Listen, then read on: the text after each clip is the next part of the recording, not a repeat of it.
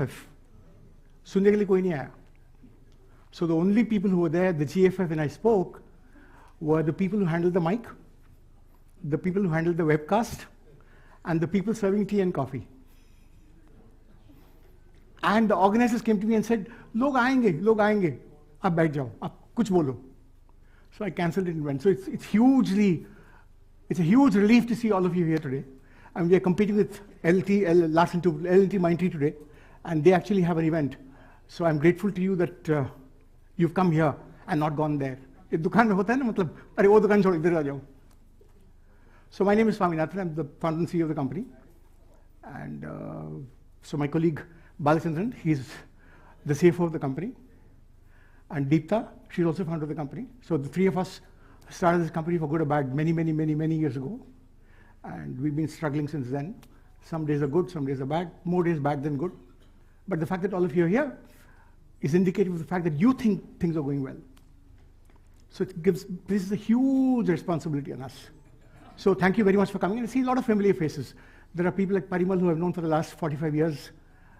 There's some shareholders like Gaurav who's here. Of course, you're there very much. And I'm told Viral's here. Viral right there. And apart from my colleagues. So please feel free to talk to my colleagues at any point in time. Ask them whatever you want. We are a very transparent company. We talk about everything. And they're encouraged to talk about everything except the salaries. Because then maybe you can offer them more and take them away. Oh, डर लगता है ना अपने को. So you must be intrigued by the screen here. So how many of you are intrigued? But let's keep it interactive. I mean, because that's the only way to make things happen. एक तरफा lecture देता रहूँगा तो क्या बोल? One doesn't even know what's happening. So how many of you are intrigued by what's on the screen here? Thank you. By the way, I'm told somebody has come here today all the way from Visakhapatnam. Who's that? Thank you. You know, when things like that happen, it just changes your perspective. So this tells you that right now, at this point in time, there are 1,244 users of one of our products. It's a product that most of you are probably not even aware of. But it's a product that's currently used by 4.5 lakh people in the country. 4.5 lakh people in this country use this product, which is called Iris Peridot. It's free. It's free to download. I strongly urge you to download it. It works better on Android than it works on iOS. What does it do? And why is it relevant? Why am I starting with this thing here? A digital India का then है. A digital India का then है, a product. And हमारी जो company है, what we do, the business that we operate in, our relevance comes from the digitization exercises of the government of India or any other country that we are part of. And that's where our relevance comes from. So what does it do? So if you're in business, and I'm doing business with you, and you buy something from me, you want to be satisfied that the money that I take from you, I deposit the taxes so that you can get ITC. Because if I don't deposit the taxes, you don't get ITC. 4.5 lakh MSMEs in the country. Bulk तो MSME है, बड़े company बहुत छोटे हैं. So maybe 4,45,000 big MSMEs in the country, 5,000 बड़े हैं. सभी शायद नहीं लेते होंगे. They use this app to scan the GST number and know if you're filing or not filing. If you're filing on time or not filing on time. Because if you don't file on time, he has a problem, you have a problem. If I don't file on time, you have a problem. आपको ITC नहीं मिलेगा. So why is that very, very important? So what does it have to do with the larger business that we actually occupy? See, if you take a look at, let's get to the presentation, please. Can we? Can we get the presentation up? I do have a presentation which I will take you through. Thank you. Can you change the, I don't want to be seen. I want the presentation to be seen. This is a standard disclaimer which basically says that everything I say should not be taken seriously. Nothing I say should be taken seriously. And the usual disclaimer. And this is like the markings on the back of a cigarette packet, right? Can we not have my I don't need to see my face there. No, I don't think they need to see my face on the screen. Can that be removed, please? When you talk about digital India today, people talk about JAM. People talk about UPI. People talk about Aadhaar. But there's a lot more to digital India than these things. I want to give you a couple of examples. Do you know that today, if you are shipping products from your factory and you generate an invoice, it's possible for him, who is going to be the recipient, to track the product movement from your factory to his factory through something called UPI, through something called ULIP. That's the Unified Logistics Protocol. So what is the big change that's happened in India? Ek zamana tha, I'll say my generation and your generation, sir. You're still younger than I am, at least energy-wise. There was a time when we filed documents with the government of India. We gave them data. Today what's happening is the government of India is giving the data back to you with a suitable consent mechanism which allows you to verify that the businesses you work with are kosher. So people like us have built a business around helping the government receive data, created a business around businesses that submit data to the government, and businesses around the consumption of data by end users. So ULIP, for example, as I told you, is the Unified Logistics Protocol, which keeps track of every product for which an e-way bill is generated using FASTag.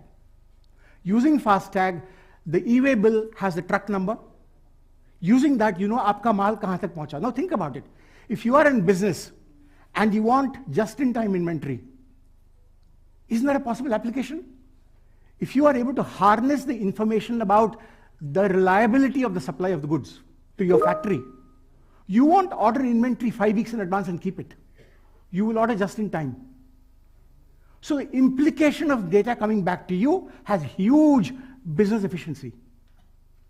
Let me give you a second example. Actually, let me tell you a story. This actually happened. एक दिन बेलापुर का GST commissioner मुझे phone किया. Phone करके बोला यार, I am about to raid a company in Nehru Place in Delhi, and the trade is tomorrow. That company is evading GST to the tune of 8 to 9 crores. Raid कल है, तो उनकी team आज पहुंच गई. They reached the place. और normally क्या करते हैं, एक दिन पहले पहुंच के देखते हैं कहां से कूद के जाएगा, कहां खिड़की है, कहां से भाग सकता है, सब कुछ देखते हैं लोग. बोला कंपनी नहीं है वहां पे, कंपनी बंद हो गया. मैंने कहा बंद हो गया? बोला हाँ, मेरा वारंट उस कंपनी के नाम से, which is called MP Enterprises, मुझे अभी तक याद है. So the warrant was in the name of MP Enterprises. So now I can't raid some other company with an MP Enterprises warrant. This is a private limited company. क्या करूं? बोला company का नाम दे. कंपनी का नाम दिया. So I went to the MCA database. From the MCA database, I found out who are the directors of that company. Then I went to the DIN database. What's the sound that's coming up repeatedly? Please. From there, I went to the DIN database where I got the information about the directors. The information about directors told me where they live in Delhi. And as it turned out, the place where MP Enterprises proprietor was living and the place where these two directors were living was the same house. What's the probability that they're not related? Almost close to zero. Raid happened. A small evasion of 8-9 crores became like an 85 crore evasion. It was discovered. What did we do? We just connected the dots. We connected the dots of MCA with the dots of GST. Today there's a huge amount of such data floating around. And what's the key to it? The data comes to you structured. Each one has a different structure. If all of us speak the same language, so for example in this room, who speaks Tamil? I speak Tamil. Anybody else speaks Tamil? So I'm the only Tamil speaker. Oh, you. Any Bengali speaking people here? So we can speak in Bangla. Hindi we can all speak. Many of us can speak. Telugu I'm sure you speak. I don't speak Telugu, so unfortunately. But if all data speaks a common language, data can make sense. So all of these agencies that are there are currently receiving data in a format, and putting out data in a certain format. Our business is built around helping agencies receive data in a format, and is built around helping the regulated entities create data in the format in which the regulator wants it. This is a huge revolution that's happened in India. This is a huge revolution that's happened all over the world. 70 countries in the world have adopted data standards. So let's go to the next one. It does not come with, so there are some interesting little problems. So the move to such data things don't necessarily go so smoothly. So let's look at the next one. This is a very interesting thing. So in just a full disclosure, I'm married to Deepta. Can you imagine, Deepta and I live in the same house, but the polling booth for me is here, and the polling booth for Deepta is there. हम IT superpower हैं. We can't even get a husband and wife to vote in the same polling booth. And we both registered with the Election Commission database at the same time. ये भी नहीं बोल सकते भाई 5 साल बाद किया. How can mistakes like this happen? It happens because data does not talk to each other. You know, all AI will become artificial, all intelligence will be artificial only. And it's of no use to anybody if you can't get data to connect the dots. Data needs to connect and talk to each other for things to be effective. And that's where data standards become very important. I hope it works now. If you think about, say, 30 years ago, 25 years ago, when we submitted our documents to the government, to income tax department, to whoever, हम लोग type करके जाते थे. We typed, we used to make columns, we used to do whatever, or maybe some electronic typewriter. We typed it out, took it to the department and submitted it. That's what we used to do. So if it had to be submitted by 5 o'clock, we had to get there by 5 o'clock. Then at some point in time, they said, chalo, electronic submission is fine. They said, CD mein de do. Somebody said, email kar do. What has now happened is, the world is now saying, मुझे documents मत देना, मुझे data दे दो. मुझे documents से कोई मतलब नहीं है. So those of you who gave me business cards, I don't want your business card. Your business card मैं घर ऑफिस जाके कहाँ फेंकूंगा मुझे पता नहीं है. But what do I want? I want the information in your business card. So thank you for your business card, but don't be offended if tomorrow you find that business card in some raddi somewhere. No disrespect to you, but I would have by then taken out the information because my objective of taking the card is to know who you are and your contact details. So the information in the card is much more important than the card itself. So whether it's a doc file or a PDF file or an Excel file, doesn't matter. What matters is the data that I can actually consume. That's what's most important. So the CFA Institute, any CFAs here? Yeah. Great. So if you go to the CFA Institute and look for data standards, they will tell you about how data standards are revolutionizing investing. So many of you here should actually learn about what we are trying to do, whether you are interested in the company or not, for the simple reason that the tools that we talk about will change the way you invest. I promise you that. So I'm very happy to come and do a demo for you, a personal demo for you, to show you how it works. So when I go to analyst meets, for me the most interesting thing is the fact that everybody is actually a potential customer. Every one of you in this room is actually a potential customer for me. Some in an individual capacity, some in institutional capacity. So now, the Comptroller and Auditor General of India, सरकार का सबसे बड़ा problem क्या होता है? Data does not move from one department to another department. Data stays in the files. File से data extract करके वहाँ भेजना पड़ता है. Now, वो data जो है, you are not entitled to it because you don't have the rights to see it. He has the right to see it. तो फाइल जाते जाते जाते वो single window will become multiple window. कुछ होगा नहीं. So government is very, very inefficient when it comes to data flow. Why does a license not get approved quickly? Because the data gets stuck in one department. Why does permission not happen quickly? Because data gets stuck in one department. See, removing compliance does not help. Because कल जाके कुछ गलती हुआ तो सबकी वाट लगेगी. So it's good to move from the world of document submission to a world of data submission. So the CAG has actually said, we need a proper framework and dictionary to help record, report, publish, analyze this data consistently and accurately. And they actually said, data is difficult to link, compare, analyze across the government due to lack of common data standard. मैंने कह रहा, CAG कह रही है, Government of India is doing it. And all of us here in this room know that when the government says we want to do something, maybe it will not happen today, maybe it will not happen tomorrow, but 10 साल में तो होगा. 10 साल में तो होगा. It's already moving in that direction. There's a lot of movement in the direction of data standards in the government of India. And I'll give you examples of that very quickly. And they finally said data standards make it easier to share, create, share, integrate data by making sure there's a clear understanding of what the data represents and that's in a form that's expected. And that's where the world is headed today. So the World Bank is now saying, let's adopt data standards. Any bankers here? Or anybody who's worked for a bank? So when banks remit money from one account to another, they use SWIFT, which is a messaging protocol. That messaging protocol is a standard. एक digit उलट पलट हो गया, the wrong person gets money, wrong amount goes, wrong debit happens, whatever. So it's a structured data. So there are many different formats of structured data. The most common one used today across the world for reporting is something called XBRL. It stands for Extensible Business Reporting Language. It's today used across the world in about 70 countries. In different countries, different regulators use it. In India, 30,000 companies are filing with ROC in XBRL. In India, the capital market filing happens in XBRL. In India, RBI is receiving data in XBRL. You heard of Nirav Modi? He got caught because RBI is requiring reporting in XBRL. You heard of Rana Kapoor? He lost his job because RBI requires data to be reported in XBRL. Because data follows structures, it's easy to analyze the data.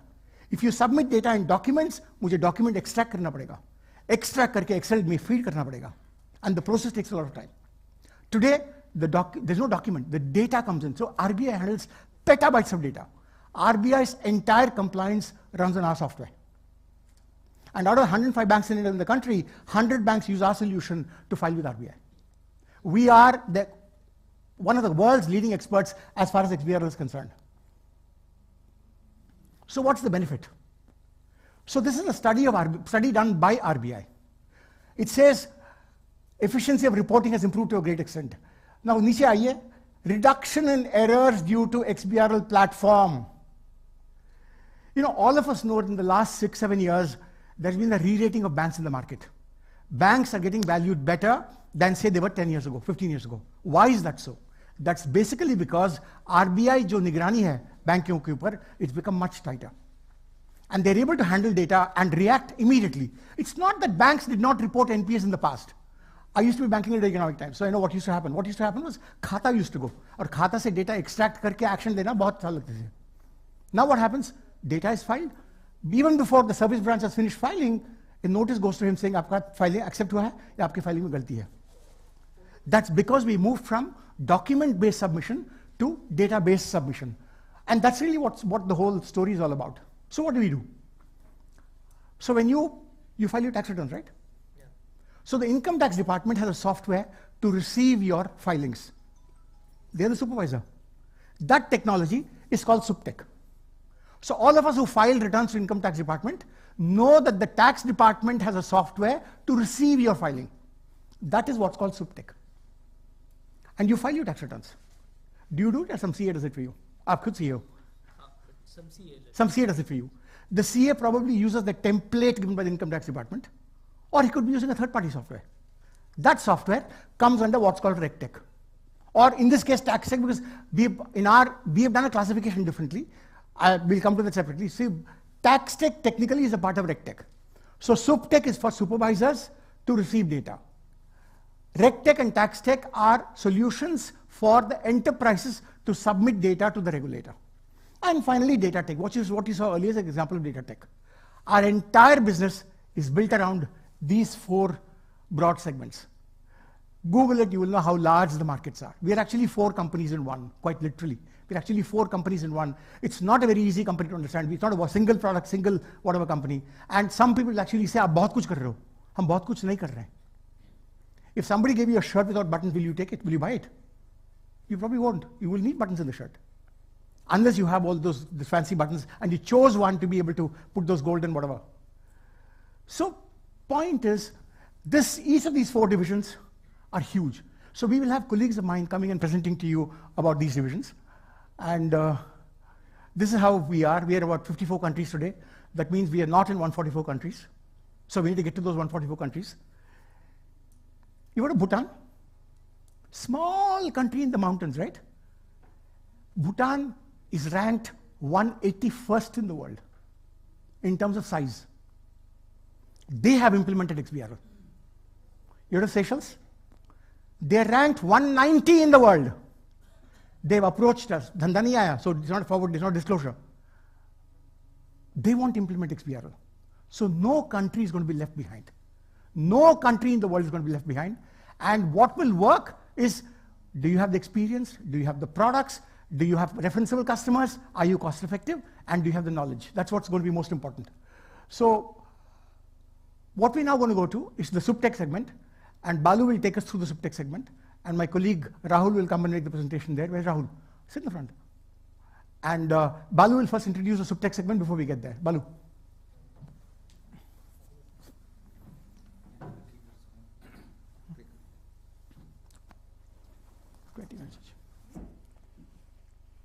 Thanks, Swaminathan. Good afternoon, everyone. Thanks a lot for coming in good numbers. We appreciate that. We appreciate the time spent on understanding our company. So I would take this opportunity to give a quick introduction to our SupTech segment. This is segment which is our bread and butter segment at this point of time. It's going quite strong as well. If you look at the numbers, now I'll go into some of these brass tacks. If you look at numbers, SupTech accounted for as much as 45% of our revenues in the previous financial year. And for the first 6 months of this year, I think it is up to 50%. It's a very important segment for us for multiple reasons.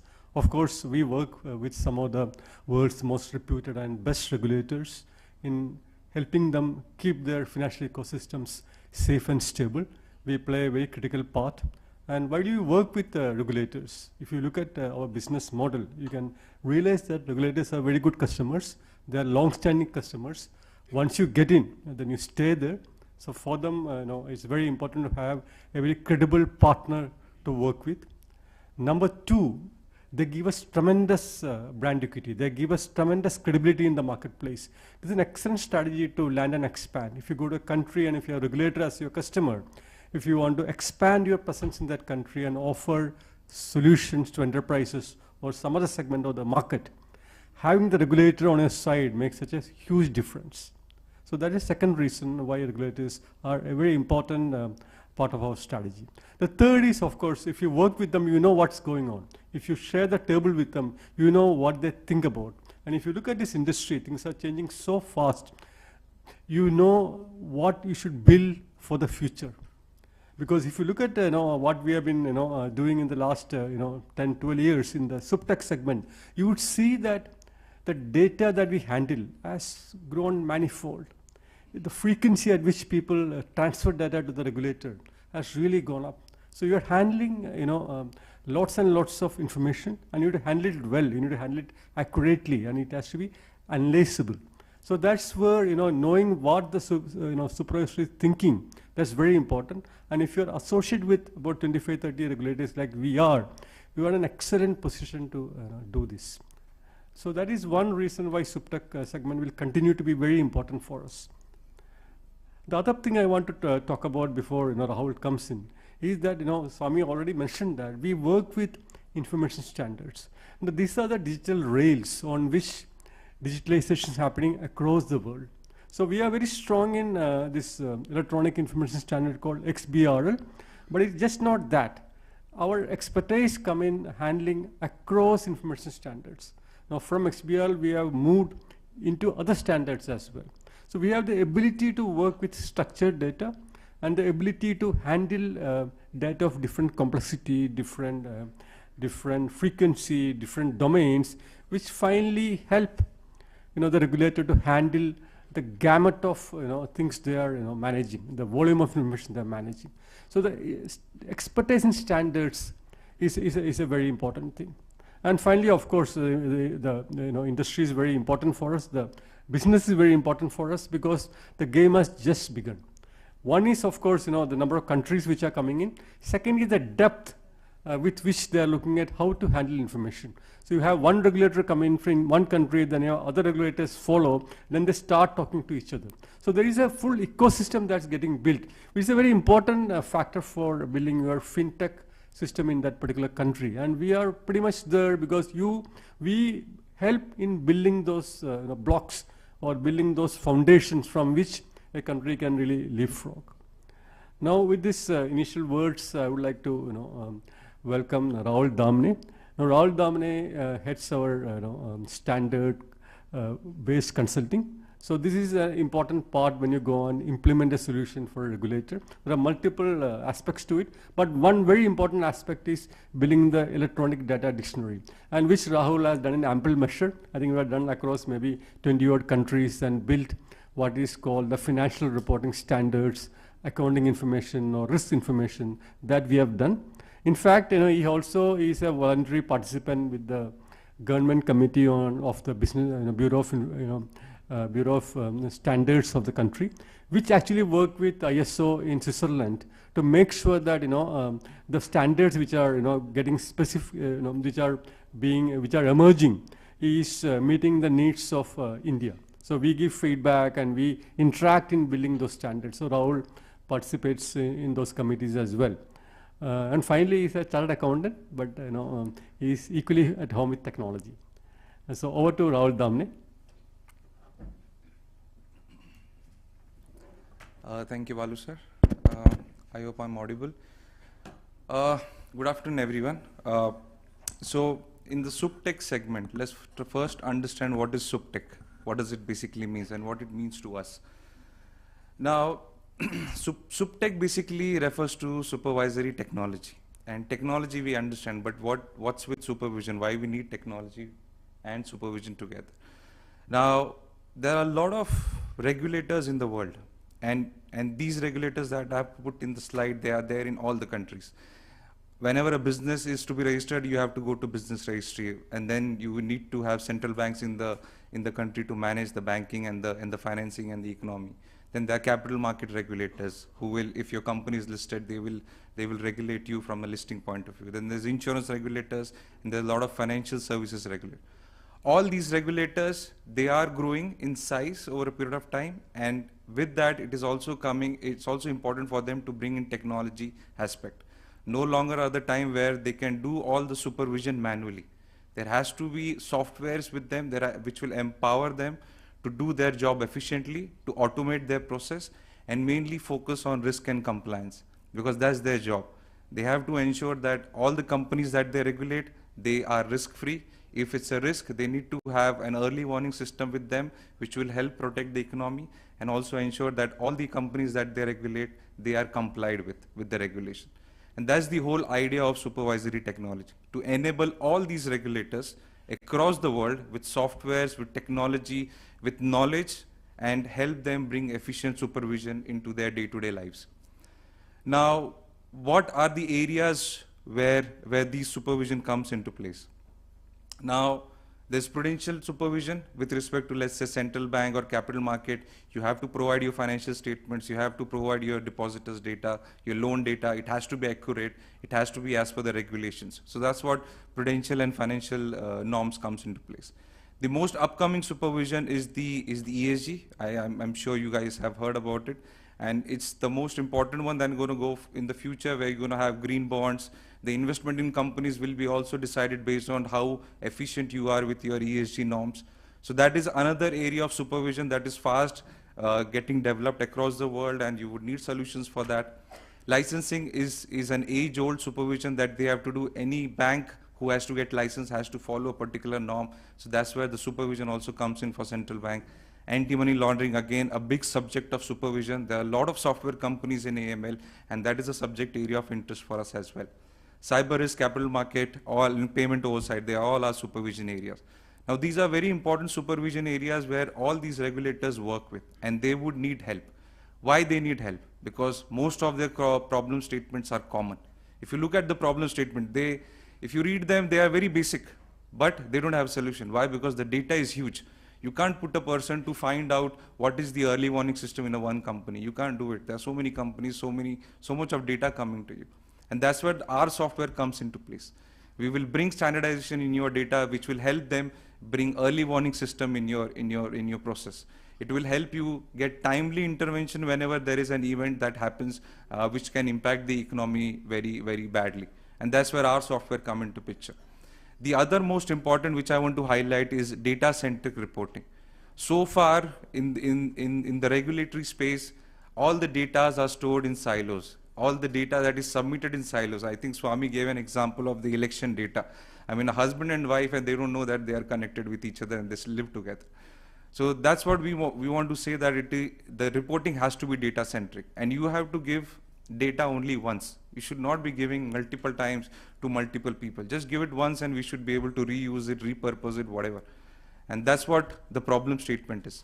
These all problem statements are very common across the regulators, and this is what we are targeting, solve these problems. And as we move forward, more supervision areas are coming, more technology advancement is required, and so our software requirements will be huge. The need for the knowledge will also be huge. So that's the basic supervisory technology that we are working with. And then what we are offering in this space. First of all, we are offering the knowledge. Now, when we go into any supervision area, not everyone can know supervision. Like, I'm a CA, but I know central bank and capital market. I don't know a lot of things about, let's say, insurance sector, or let's say any anti-money laundering also. I need to go deeper into an understanding, because that is not taught in my curriculum as such. So you have to build the knowledge first, and that's where the consulting piece come into picture. We offer consulting, we bring in the knowledge which the regulators would need to find solution. What is the right solution for you? Many times we have seen that the regulators or the clients that we work with, they don't even know that they need a solution. Only when we present the solution to them, they realize, okay, this is what they want. And that's how we also give them the services, the consulting services, and offer them the solutions that we have, and also bring them up to speed with the technology advancement that is happening. Then of course there's a taxonomy development, which is basically the data-centric dictionary that we have to bring in for the data that they collect. Now, this consulting services, in our business model, this consulting services is the first step that we do. We go to the client, understand what is your problem. This is the solution that we have. If you want to create new solution, we can help you also with that. And that's how we approach their problem. Then comes the most important product of our division, of our segment, that is iFile. And iFile is there for like around 10 to 15 years now, and it has been solving problems of all these regulators very consistently. So that is the main platform that we have, where all the knowledge that we get from consulting, we bring into that platform, so that all the problem statement that we just saw, they are able to get the solutions for those problems in this iFile platform. Now, iFile platform is not one product. There's so many, a suite of products into that platform. One of the most important product that is integrated in iFile is the web forms. So we have web forms where we can populate a data fields, people can fill in the data and submit. Just like any other form that you will fill, it works on the same way. But the most important aspect about all this is the data-centric approach, which Swami also mentioned a lot about data standards and CAG and what RBI is saying. That's where the data standards come into picture, and that's what we bring in all our offerings. We're using the data standard in the platform, in the web form, with the data dictionary. We can populate the form, you fill the data, and when it is stored in the system, it is linked with each other. It is not stored in silos. Now that's what the filing tool is. Now you get the data, but just getting the data is not enough. You have to validate it. I can give you any number, but it's of no use if you realize that the number is incorrect. Somebody has to validate it, make sure that it is correct, calculated correctly, validated with respect to the regulations. And that's where the validator bullshit comes into picture.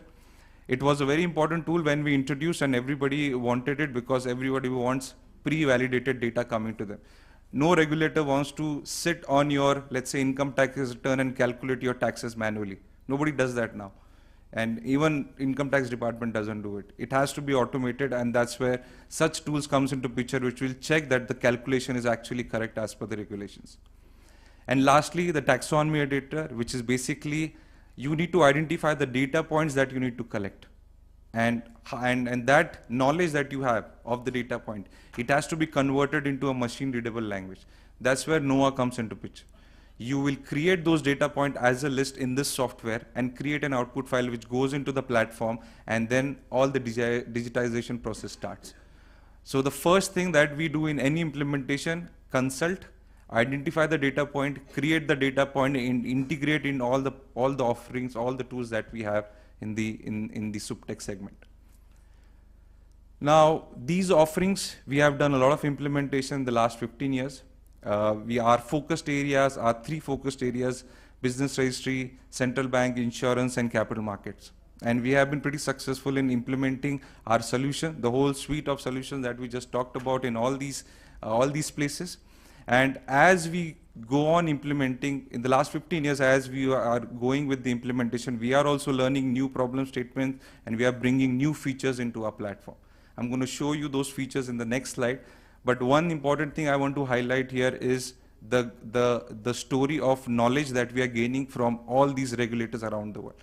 And if you look at our clientele, you'll see that there are some big names like RBI and SARB, where they are managing many regulations. They are managing various supervision data. In fact, in SARB, we are supervising the deposit insurance. We are giving solutions for supervise the deposit insurance data. And when I say deposit insurance data, it basically means all the deposit of all the citizens of that country is being supervised, and SARB is actively taking supervision activities to involve that their deposits are same in the banks. So these are some of the very big clients that we have, and we have some smaller clients also, but we are learning through all, and we are bringing the features in the platform which can help supervision going forward. Then the other areas also we are targeting, like sustainability is the newest of them all, which we're going to grow in the future. No more opportunities are going to come in sustainability. The one thing that we have done is develop the taxonomy for GRI.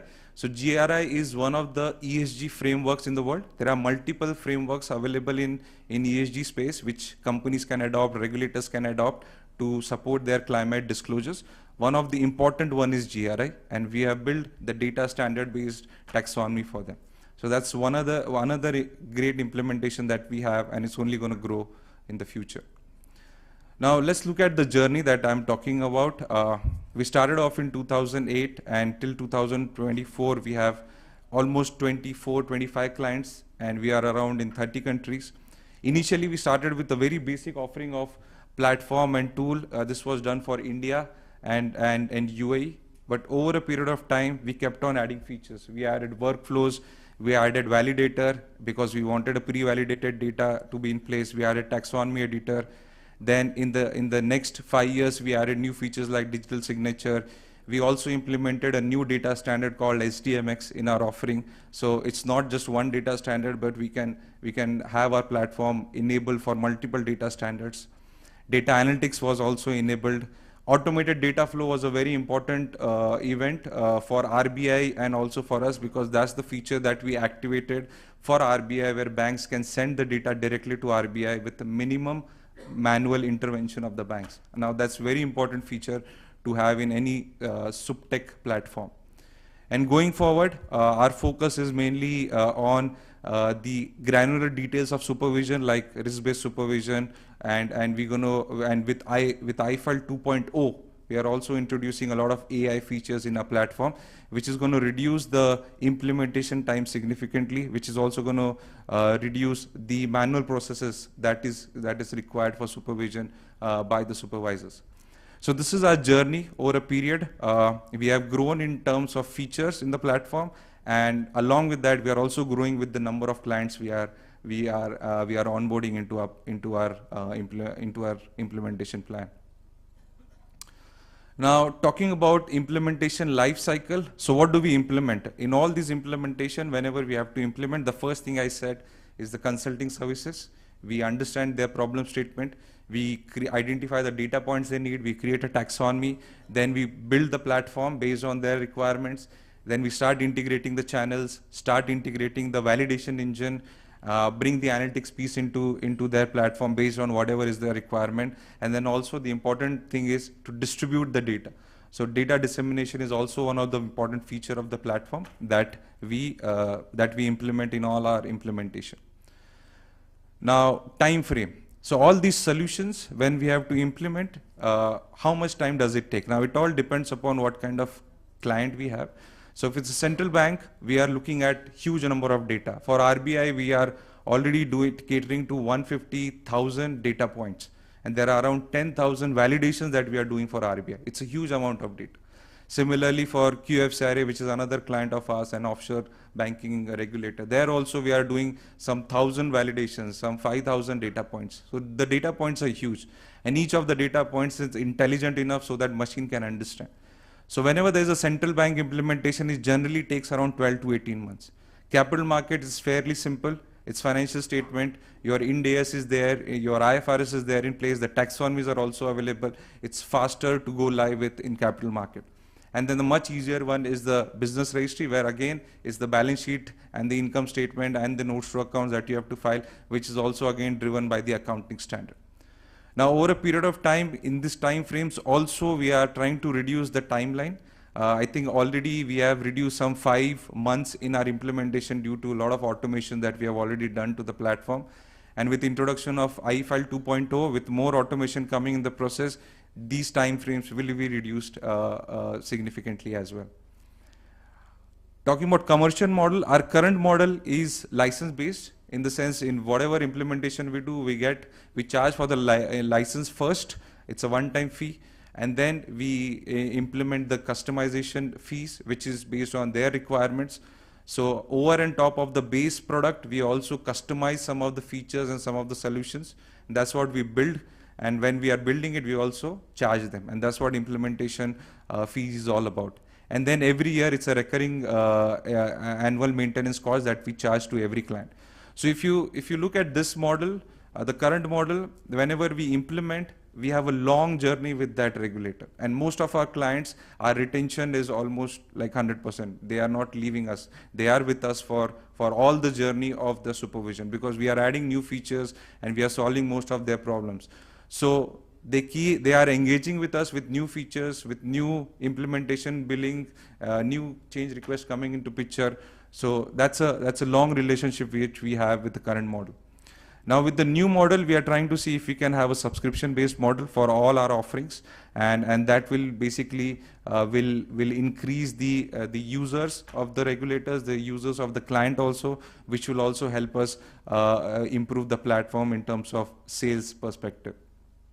So this is the current commercial model that we have.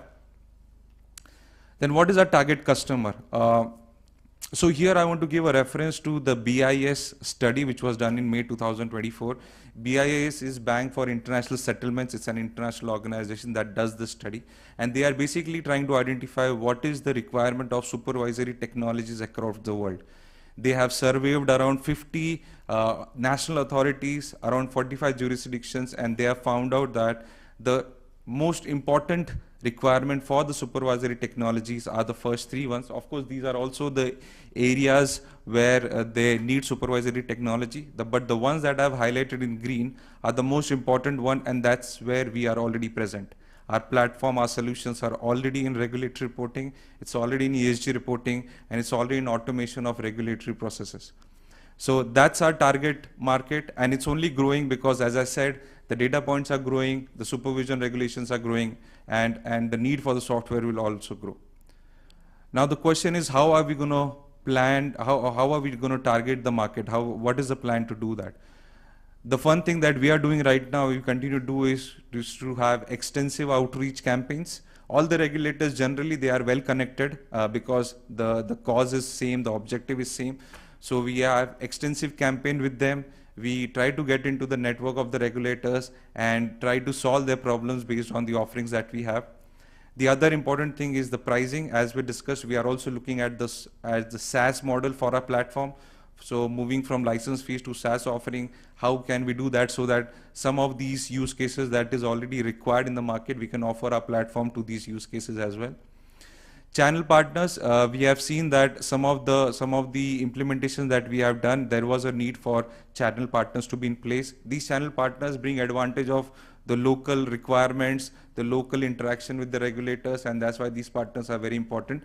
And we're going to grow with our partner list around the globe so that we can increase our implementation as well. And lastly, as I said, new use cases.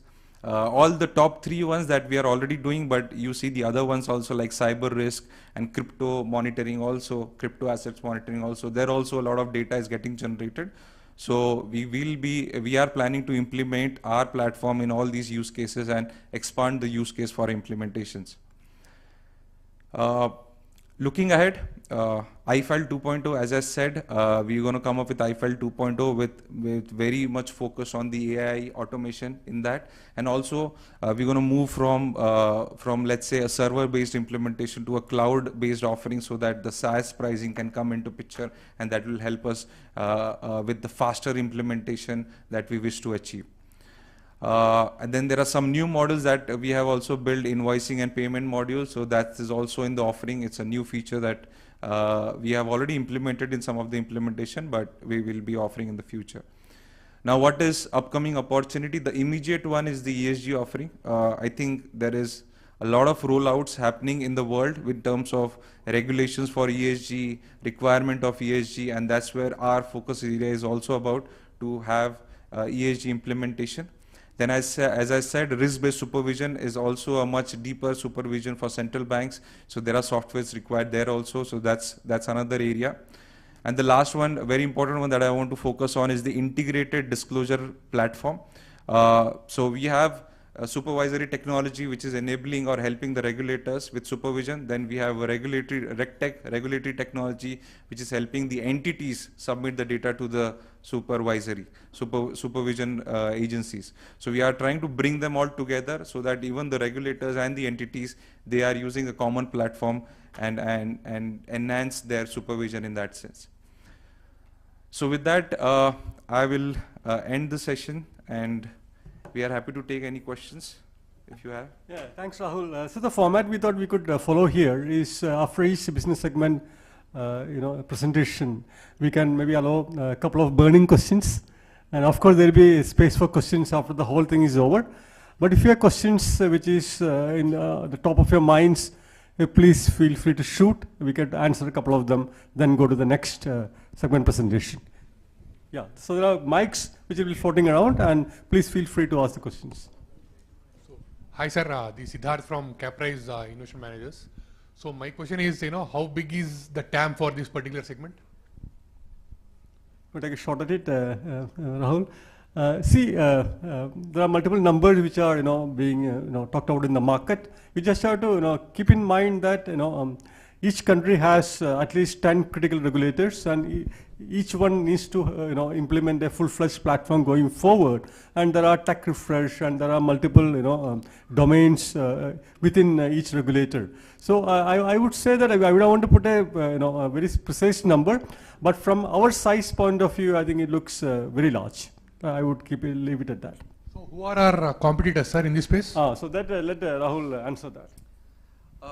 In this space, I think we have also a slide there. The main competitors are Core Filing, Regnology, and Fujitsu.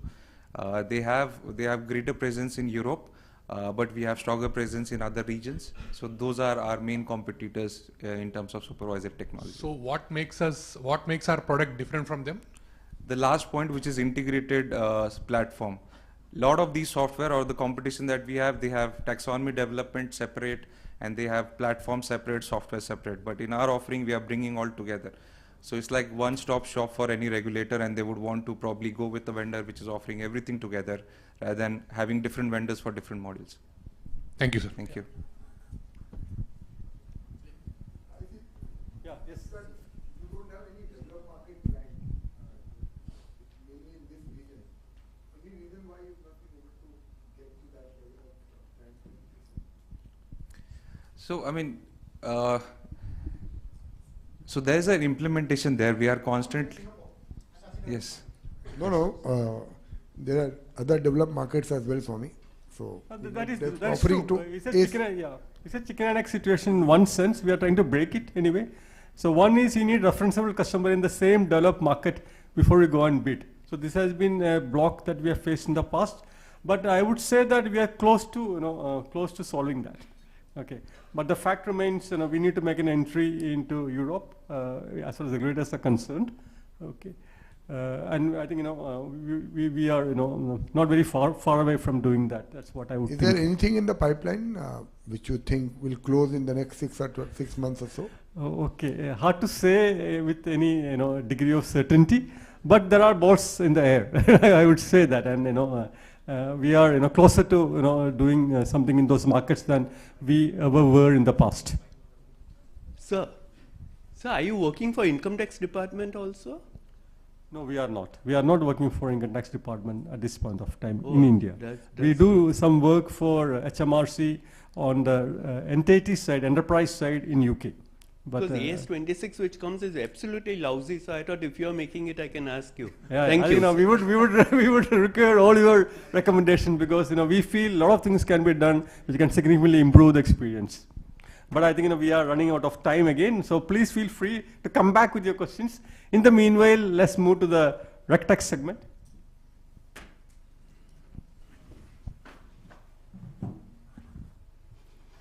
Thank you so much, Balu and Rahul.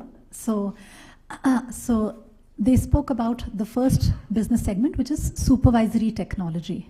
So we'll switch gears now to the second business segment, which is RegTech. So supervisory technologies are B2G business, where we work with government entities. The RegTech is our B2B. Excuse me.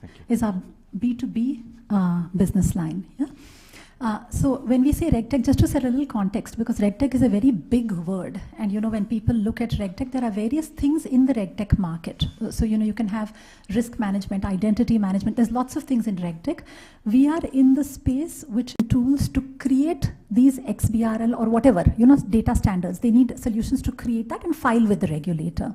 So these kinds of reports that need to be filed with the regulator, there are two broad segments. One kind of report is extremely structured. So if you typically take a look at a regulator as a central bank, the kind of reports that banks need to file, it's largely very structured, data-driven, high frequency, like let's say daily, weekly, monthly, fortnightly, etc. Highly confidential. This kind of data doesn't go out. If you take RBI, the data will go directly from the bank to RBI. It will not go to the rest of the world, basically. So in this kind of thing, we have a solution which is a system-to-system solution implemented on-prem within the banks, let's say, which sits on top of the banking, the central data repository, the bank's data repository, and which will convert the data into the format that needs to be submitted to the regulator. Yeah, so this is one subsegment, very structured, very well defined, high frequency. It's configured, sits on-prem. So here we have a solution that we call Iris Ideal. The other kind of reporting that is done is unstructured. Unstructured, flexible, fluid. Think of a capital market annual report, for example. You'll have data, you'll have numbers, you'll have text. Every person's report will be different. Needs more human intervention or human oversight as well to, in such a kind of a report. In that kind of a report, we have a solution called Iris Carbon. So Iris Carbon convert their, let's take annual report as an example, into that format, XBRL format. Like I said, it needs human oversight. It needs reviews, audit trails, those kinds of things. Over time, we actually decided to move backward, deeper into the CFO's office or into an adjacency, which is not just about that last mile XBRL or iXBRL, but actually about the report creation itself. So if you think of an annual report, or I'm taking annual report as an example, any kind of report basically, highly collaborative, lot of human touch points, and therefore Iris Carbon moved backwards into actually helping with report creation. So now this takes it beyond XBRL because report creation can be internal reports, external reports, any kind of reports. And we took it one step further, not just reports for the CFO's office, but with ESG or sustainability becoming huge, leveraging Carbon to create specific modules for sustainability reporting as well. So with that context set and knowing that time is a little short, I'll request my colleague Servo to talk us through both the Iris Carbon and the Iris Ideal enterprise segment, B2B. Thank you. Thanks, Deepta, for setting context. I hope you all are taking notes. There's a quiz at the end. There's a KBC quiz. No, I'm joking. There's no quiz, but do take notes and feel free to ask questions at the end. Okay, so we're going to start with Carbon. That's where Deepta left off. And we're going to go one step deeper and talk a little bit more about that. So first thing is, Iris Carbon is a SaaS solution. It's not an on-prem solution. It's a SaaS solution that helps the office of the CFO do two things. The first one, as she mentioned, we collect information, we structure the information that is being provided to the regulators for the companies. The second thing we do is we generate internal and external reports, which is what we call a disclosure management. So we're going backward in the value chain and helping prepare these reports for the office of the CFO. So at a very high level, this is what Iris Carbon does.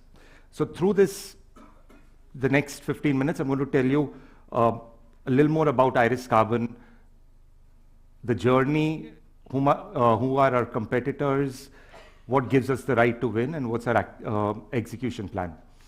So moving forward, a little bit about the journey. So we started off in 2009 with one regulator, with one country, which is the US, with one regulator, which was the SEC, one taxonomy, which was the US GAAP, and one format. So humble beginnings, very early, trying to find the right product market fit.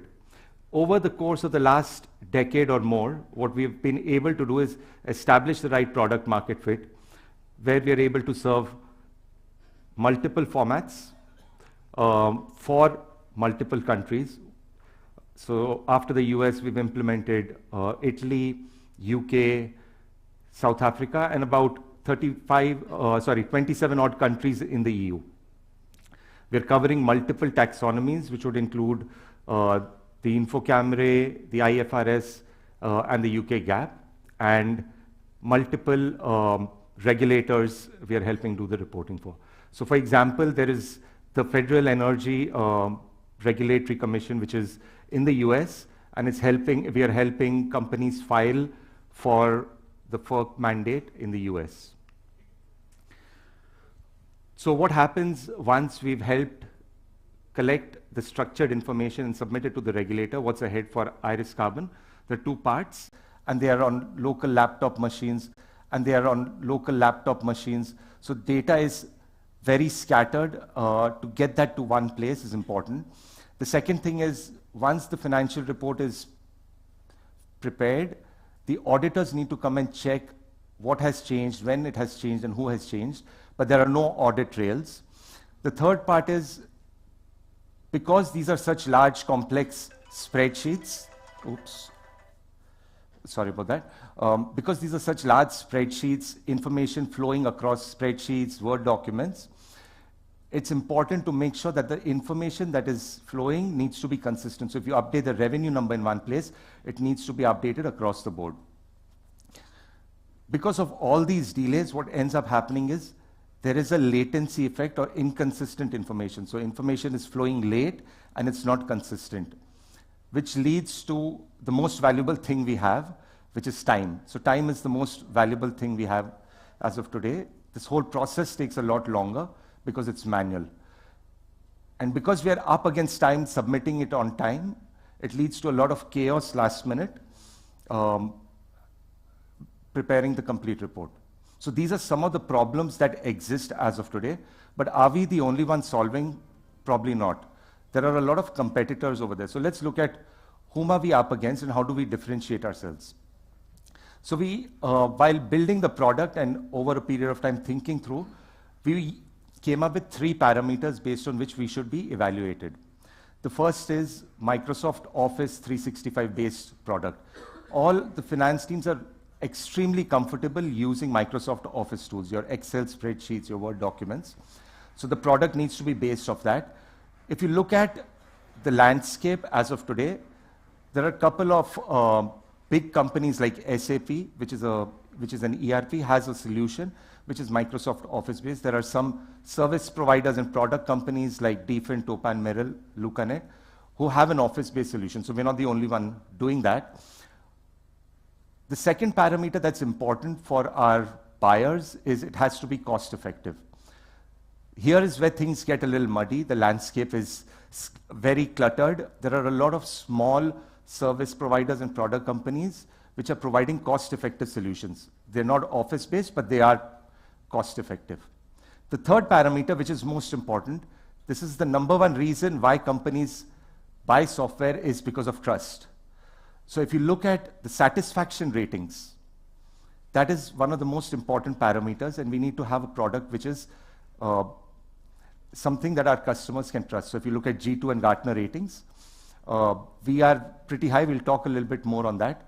But Workiva comes up as a product that their customers trust. Now, if you look at all these three different parameters, there's only one organization, one product that helps our customers report information accurately, which is, if I have to summarize, we are the only Microsoft Office-based financial reporting platform that is a market leader in G2, Gartner, with the highest customer ratings, yet cost-effective. In all this, we are the only one. This gives us a differentiator compared to any of our competitors. Now, if you think about some of the key SaaS metrics, being a SaaS product, we need to think about some of the key SaaS metrics. There are many SaaS metrics out there that you can look for and evaluate companies on.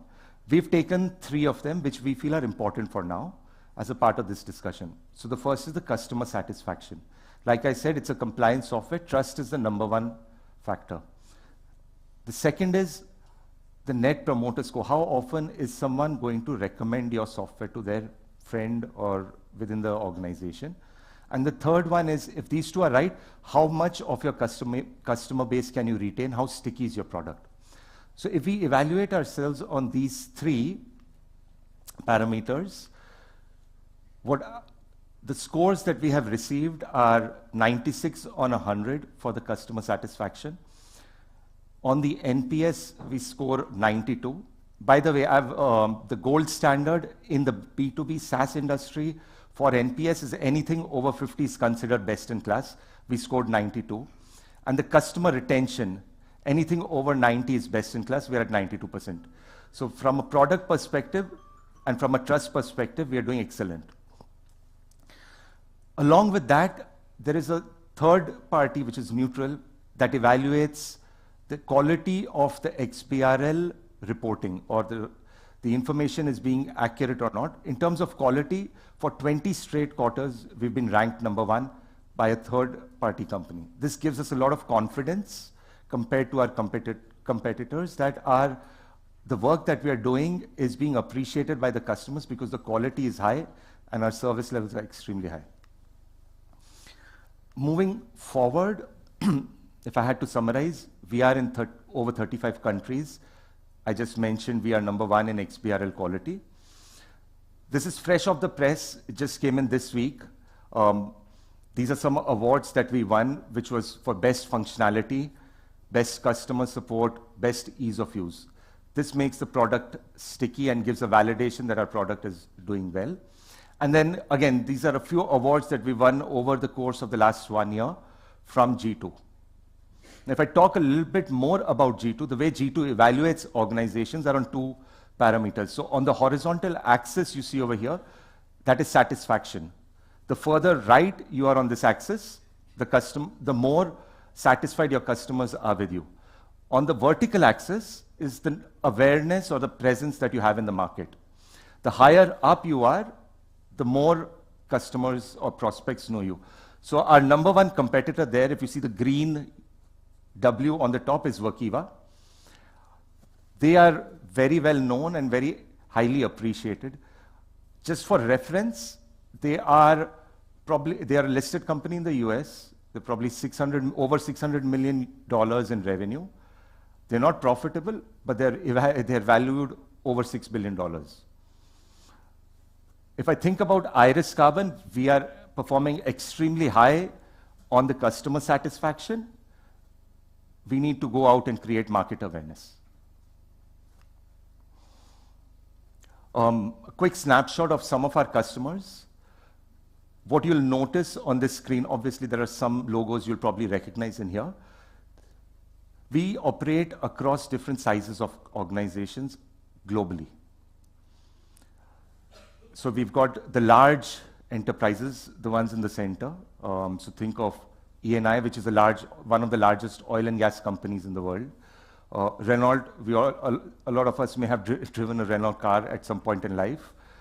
Colruyt is one of the largest FMCG retail organizations in Belgium and Europe. BMW needs no introduction. Reliance, we're sitting at the Reliance Convention Center, so I don't need to talk too much about that. GRU is not the Russian agency that you might be thinking. This is an energy company based out of the US. They are customers of ours for FERC. In fact, a lot of customers that we have acquired in FERC are customers who moved away from our competitor Workiva and to us. And then, of course, there's Bidwest.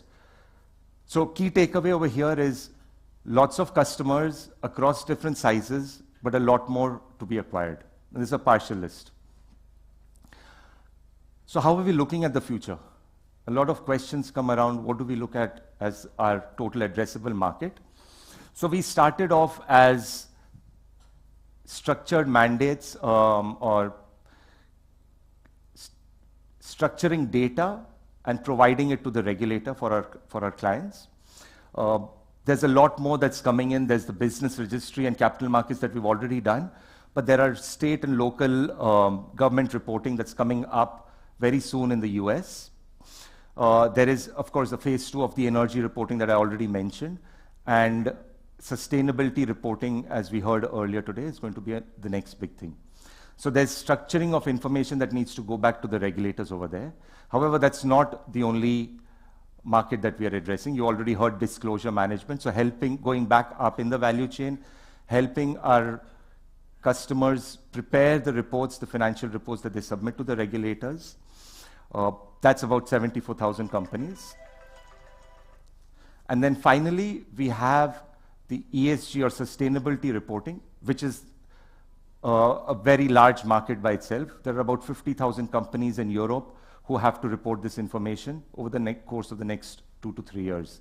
There are probably 5,000 in California alone and 5,000 in Australia who have to do this within the next couple of years. So in the near term, we're seeing a lot of requirements coming from these organizations having to report ESG information. But what gives us the right to win? Why do we feel we should win? I'm going to talk about a few things. The first one is, as you've already seen, the product has matured over the course of time.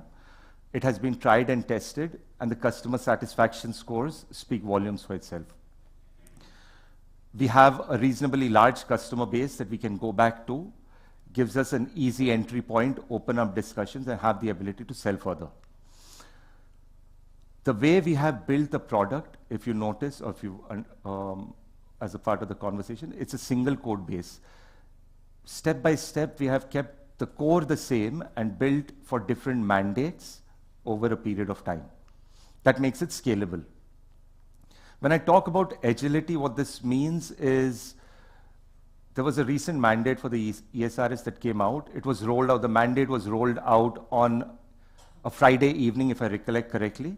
By Monday morning, our product team was ready, and we were already talking to clients who needed to report for that. So that's how quick our product team is able to move and deliver products to the market. We are using a lot of AI and automation in the products. And then finally, not only are we talking about multiple languages in Europe, so that is one of the key things. Europe is a large place with multiple language requirements, but also the regional requirements around reporting. For example, in India, what might be a comma, in some countries in Europe, it might be a decimal point, and in some other countries, it might be a space. So those kind of nuances are there as a part of the solution itself. However, as much as we have a great plan, it does not add a lot of value unless we are able to deliver to the plan. So how are we going to execute? So if you think about the pillars of execution, I think the first step in that is getting the org design right, getting key people, top players across the board. We're already working on that on our hiring front. Certain areas within the product need highly functional knowledge. So we are hiring people with that specific functional knowledge. And then we are creating dedicated teams to do dedicated tasks. So for example, probably back in time, quite a few people from sales, marketing, and across the board were sitting and doing cold calling, versus we created a separate team whose only job is to do cold calling and generate leads. And we've seen a phenomenal growth in being able to deliver on the outcome by having dedicated teams do that part. So in the same way, we're going across the organization and identifying how do we have the right team structure in place. The second part is we need to be able to go to market, have a clear strategy and execution plan for the sales and marketing teams. What that effectively means is there has to be the right segmentation and focus. So within Europe, whom are we going to go after? Why is that important? What product do we take to the market? So having a targeted approach is the key over here. We've increased our average pricing by quantifying the value and having a strong reason of why the customer should pay us higher. This has increased our average price that we are selling at, average selling price. And then one of the important things that we've understood is it's important to have regional people who speak the local language to sell to that audience. That would be a combination of both direct as well as partners. The next part in the execution strategy is having the right product team in place, having the right technology. We've invested heavily in AI and automation. As I mentioned earlier, we already have a single code base. And as a part of our DM offering, ESG is also part of that suite. So that's important to keep in mind. Finally, we need to have execution. So we've already started the process of building playbooks and processes for each team. We are using a data-driven approach. If something is wrong, why is it wrong? Narrow down the problem, solve the problem. So using a data-driven approach. The rigor comes in through the daily, weekly reviews. And the most important thing to grow fast is going to be the speed and accuracy of both decision-making and execution, which we're already doing as of now. So if I have to summarize, it's a large market opportunity. I already mentioned one of our competitors who's probably reported over 600 million in revenue. Not profit-making, but still valued over 6 billion. We just need a slice of that. It is a SaaS product, which makes it scalable, and you've already seen the stickiness of the product. Once your customer base trusts you, they don't switch so quickly. Because of our existing customer base, we have a low customer acquisition cost to go back and cross-sell products. And then the revenue from this SaaS model is both recurring as well as predictable. So if I have to use 3 words to summarize, it's a high growth potential. Now with that, I'd like to pivot to the second part of what Deepta mentioned, which is Ideal. Now Ideal is not a SaaS solution, it's an on-prem solution as we discussed. And the reason it's on-prem is because it's complex data, it's high volume data, and the frequency with which this needs to be reported is much higher. So there are weekly, monthly, quarterly, yearly pieces of information that need to go from the BFSIs to the regulators. So for that reason, this is an on-prem solution. Now I'm going to talk a little bit more about this. The reporting requirements are complex for Ideal. The data needs to be without any human touch, go directly from a bank to RBI. So that needs to be automated. The data across all different banks, for example, needs to be standardized. So the same information is going from SBI, the same information or the same structure of information is going from SBI, the same structure of information is going from, let's say, ICICI Bank. Versus what we were talking earlier for carbon, different companies have different sets of information that they will report in their financial report. So in this case, this needs to be standardized. The reporting needs to be on time. So there's information that needs to go weekly, there's information that needs to go monthly, there's information that needs to go quarterly, so that decisions can be made very quickly. The data needs to be validated, as we heard earlier in Rahul's presentation. And then the deployment, because the requirements are going to evolve over time by the regulator, the deployments need to be flexible based on what requirements are being deployed. These deployments need to be flexible. So what does our product actually do? We provide an end-to-end automation, so there's no human touch.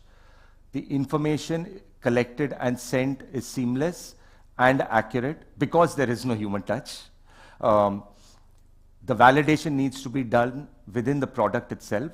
So the product helps validate that information and send. Across reports, the information needs to be consistent.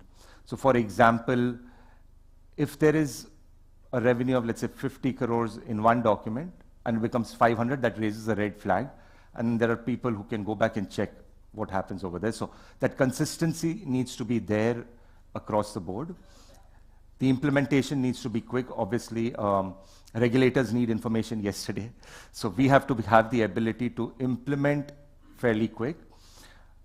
And for our clients, as well as the regulators, they need to have dashboards that make sense, that can help them take the right decision, right? I'm going to end very quickly, couple of last slides. So over here, what's important, this is to give you a sense of our client base. There are two key takeaways here. Out of 115 banks in the country, the first line for the RBI, 106 are clients of Iris Ideal. Keep that in mind. The second important one is we have about 22 corporate banks who are also clients. But there are a number of regulators that we work with, which we can obviously see on the screen. These are some of the logos, again, partial list of our client base. Out of 115, 106 are customers. You can see the green pie over there. That's about 92% of the market share. So with that said, I'm going to pause and open up for questions.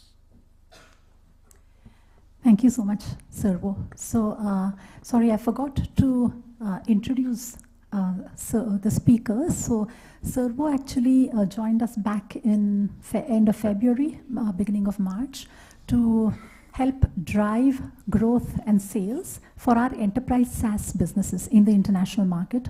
Servo comes in from a background of companies that have been in the SaaS space, selling to the office of the CFO, and that have actually scaled to about 250 million ARR, I would say. Closer to 300. Closer to 300 million ARR, and joined when they were close to 20 million, sub 10 million. So I think he's been part of the growth journey, and clearly kind of enterprise SaaS sales, it's a game of rigorous execution. So when I talk to kind of my friends, and when I talk to where we are, I say what we've achieved is in my mind a very good proof of concept, because we've got the customers, we've got the ratings, we seem to have nailed the product.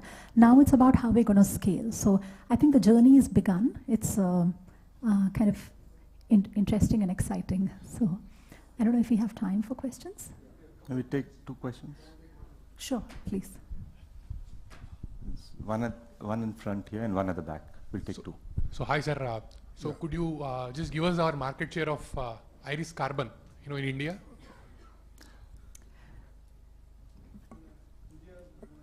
Yeah. So in the actually Iris Carbon primarily primarily is targeted at the international markets, where we are selling to the in Europe, in North America. In India, we do have a customer base, especially for our TaxTech business and even the MC and we have I think the top 1,000 customers would be our customer base in India. So our new disclosure management, which Servo talked about, this Office 365 based, and when he talked about the kind of land and expand or the cross sell, that will become a potential market to whom we can cross sell or upsell our core disclosure management and our ESG solutions. But at this point, we are targeting pretty heavily on the international markets. Thank you. So Deepta, I've been a shareholder for more than 10 years now, and always believed in the team and the capability which the company has. Thank you. And when I look at the client list, it only reinforces my confidence. Thank you. But it doesn't, unfortunately, reflect in numbers. So can you, what does it indicate? Are we been preparing for all these years, and will the numbers look much bigger than what they have looked in the past? And if you can give, while guiding is difficult for 3 to 5 years, Can you give any kind of aspiration number where this company could be in 5 years from now? So, Madhu, the aspirational number I'll leave to Balu as the CFO. Malik, please don't. But let me just come to your first point as to the customers look large, but the numbers. I think Servo referred to a point earlier where he talked about the execution strategy, and he talked about pricing. So one of the things and he talked about pricing and playbooks, if you remember. So one of the things that we were doing in the past and that we are beginning to do differently now is the way we are approaching pricing strategy and pricing decisions is very different from what we were doing earlier. So it's only just begun, Madhu, but we have enterprise customers and smaller customers, right? Large to small. So instead, this question with utmost sincerity, honestly, I don't know, I've been an investor for a long time. I don't know of too many companies which can boast of this kind of client list. Yes. And again, going up to the length and the breadth. Yes. Not only in India, but across the world. Yes. But still the numbers are not adding up even in my mind. We hope it will. I mean, we're on that journey right now. I think the logos are very impressive. And I think, like I said, this talks to trust, and therefore it talks to what I call a very good POC. मतलब इतने साल जो रगड़ते आए हैं, I think it's a very good POC that we know pieces in place. It's just executing. We know reasonably pieces in place. It's just executing. We know reasonably what to do. I think there was a slide where he said, where I think Servo alluded to hiring an A team across all of the different functions, right? Not just sales and marketing, but let's say product, customer success, the entire thing. Or he talked about like hiring people on site. I think you used some word which is kind of region hires. In region hires, for example. So we are beginning to do kind of all of those as well. The good news is that some of these things that we are starting to do, the way we are doing it is putting some elements in place, tweaking it, because you have to know what will work in that, right? I mean, if we take in region hire, just as an example, if we hire 5 people in the European region or 6 people in the US market, just simply hiring might not work. So we are actually calibrating, hiring, tweaking, figuring and understanding what makes it work, and then scaling. So the same thing in the marketing. No, I don't want to add much, except that, we feel the game is just starting on the disclosure management and ESG reporting space globally. People were not doing it on the SaaS platform in the past for disclosure management. Now it is coming in a big way. So for us also, we are entering fairly early. And if you look at some of the markets where we entered, like in Europe when the XBRL mandate started, and we entered and we have about maybe 8% market share, 7% market share. So as this market grows, we don't see any reason why we should end up, with a very low market share. We should have, at least, 7% market share and up. Aspirationally, that will, lead into, many millions of dollars. But the game is just started, and competition is there. I wouldn't say that it is, a very, easy, playground for us to go and, score goals. There is competition, but I think we are, we are well poised. That's what I would say.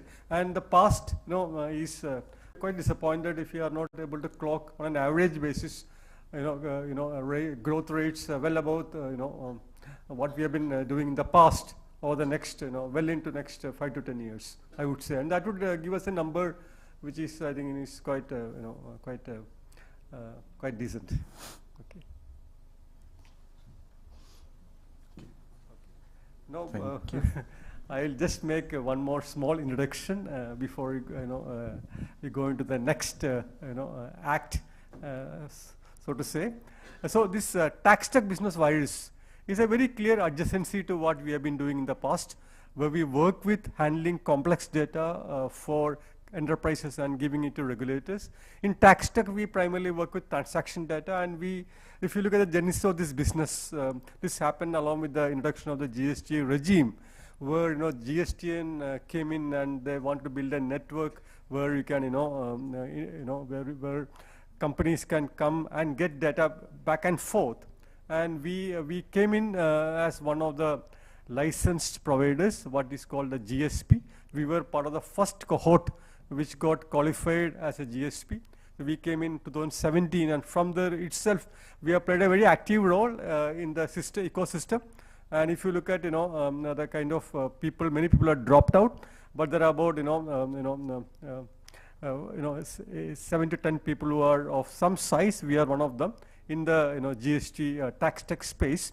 And we have, a really good set of marquee customers, which again is an adjacency. If you look at the other pieces, we have an offer for CFO's office, which we want to roll out even in India as well, which is the disclosure management ESG reporting. We work with many large companies in the indirect tax reporting space. The good thing is this area where we entered as a domestic play, what we are seeing is there is a market which is emerging globally as well, because e-invoicing as a concept, not so much complicated India specific tax reporting kind of mandates, but e-invoicing is coming into vogue in a very big way across countries, because people feel that that can plug the revenue leakage.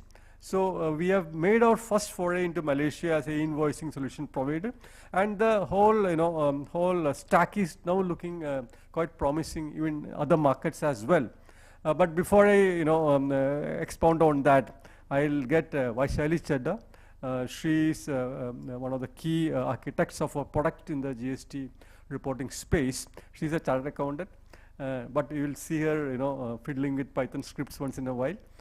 So she's equally home with technology as well. And she'll quickly take you through what we have on offer in the TaxTech space, which we feel is a strong adjacency to our overall bouquet. Over to Vaishali. Good evening, everyone. So I'll quickly, just give you an idea about what is the product stack that we offer in the TaxTech segment. So TaxTech is carved out of RegTech separately. It not just has solutions around tax compliance, but also adjacent solutions around improving the business processes internally. So all the businesses in India may have multiple GST registrations. So for each GST registration, they have to do monthly compliances. That's where our solution, IRIS GST in India, helps the businesses do all the mandates that have come in with respect to indirect taxes, be it GST compliance or e-way bill generation or e-invoicing. So, there the platform is used by large corporate houses, and it is though these mandates have come across over different years. However, a single platform is needed because the underlying data that goes in each of these, government systems is the same. The same invoice goes for e-invoicing, same invoice goes for e-way bill, as well as when you do the GST filings, it's the same invoice. So integrated platform helps to keep the source data same, and all the compliances get met. What the main features that other platform offer is it can connect to any ERP source system, so that the data gets directly transferred from the source systems to the final GST the government. Now, if we look at e-invoicing, as Balu sir mentioned, we have global opportunities arising in. We went live with the Malaysia invoicing platform. This platform was, kind of repurposed from the India invoicing solution itself. So it was like, the platform is, the India platform was built in a scalable model. Now it is now, there in Malaysia. Now we are also looking at other geographies. So this e-invoicing now in Malaysia also, if you see, it is just the first phase that began in August. Now the second phase will begin from 1st January, where we will again have new businesses that we can kind of target. And then all the businesses in Malaysia will go live from July 25. So we see a lot of scope in Malaysia itself, and also we will be trying to cater to different other geographies. Beyond tax compliance, what we see is the use cases emerging now, so much of data being present and so much of digital trails being present. We see a lot of use cases coming in from our existing clients itself, where because now GST is so complex that there are so many notices coming in, and people want to track those notices, create corporate memory for the same, because if you look at the the way cases get closed, lot of years go by before that case is closed, and teams change. So it acts as a corporate memory for tracking invoices. And we also have tried to do a AI driven auto case creation. I'll be speaking about what we are trying to do with AI at the end in LMS specifically, but that is what the litigation management system will help the corporates manage their notices. Then there is another use case which is from the accounts payable side. Now due to e-invoicing, lot of transactional data is already available with the government. Now that data itself, even before the supplier sends invoice to you, you can get that information from the government. So you can automate your purchase data through using the e-invoicing, and wherever e-invoicing is not applicable, those suppliers PDF invoices also can be scanned, and then the automation can be done for the purchase registers.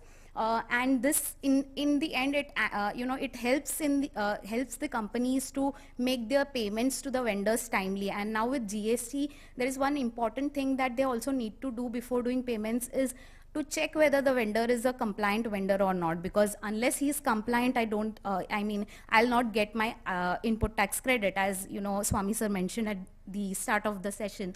So that is very important. So what this solution does is it has all the checks in place. Even before doing the automated purchase entries, it checks whether the vendor is compliant or not. So that is what accounts payable automation system is. And third is the tax cockpit solution for the finance teams, essentially to report to the CFOs. They need quarterly data that comes in a presentable fashion, as well as they need it for their own monitoring purposes. So with tax cockpit, major what we are trying to do right now is use all the indirect tax data as well as some direct tax data to create a tax cockpit for the finance teams.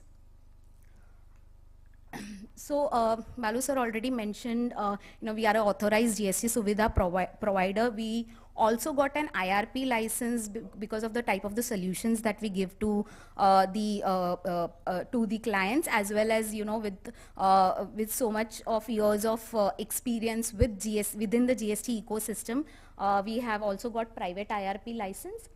We have also got various awards in 21-22 with respect to best TaxTech.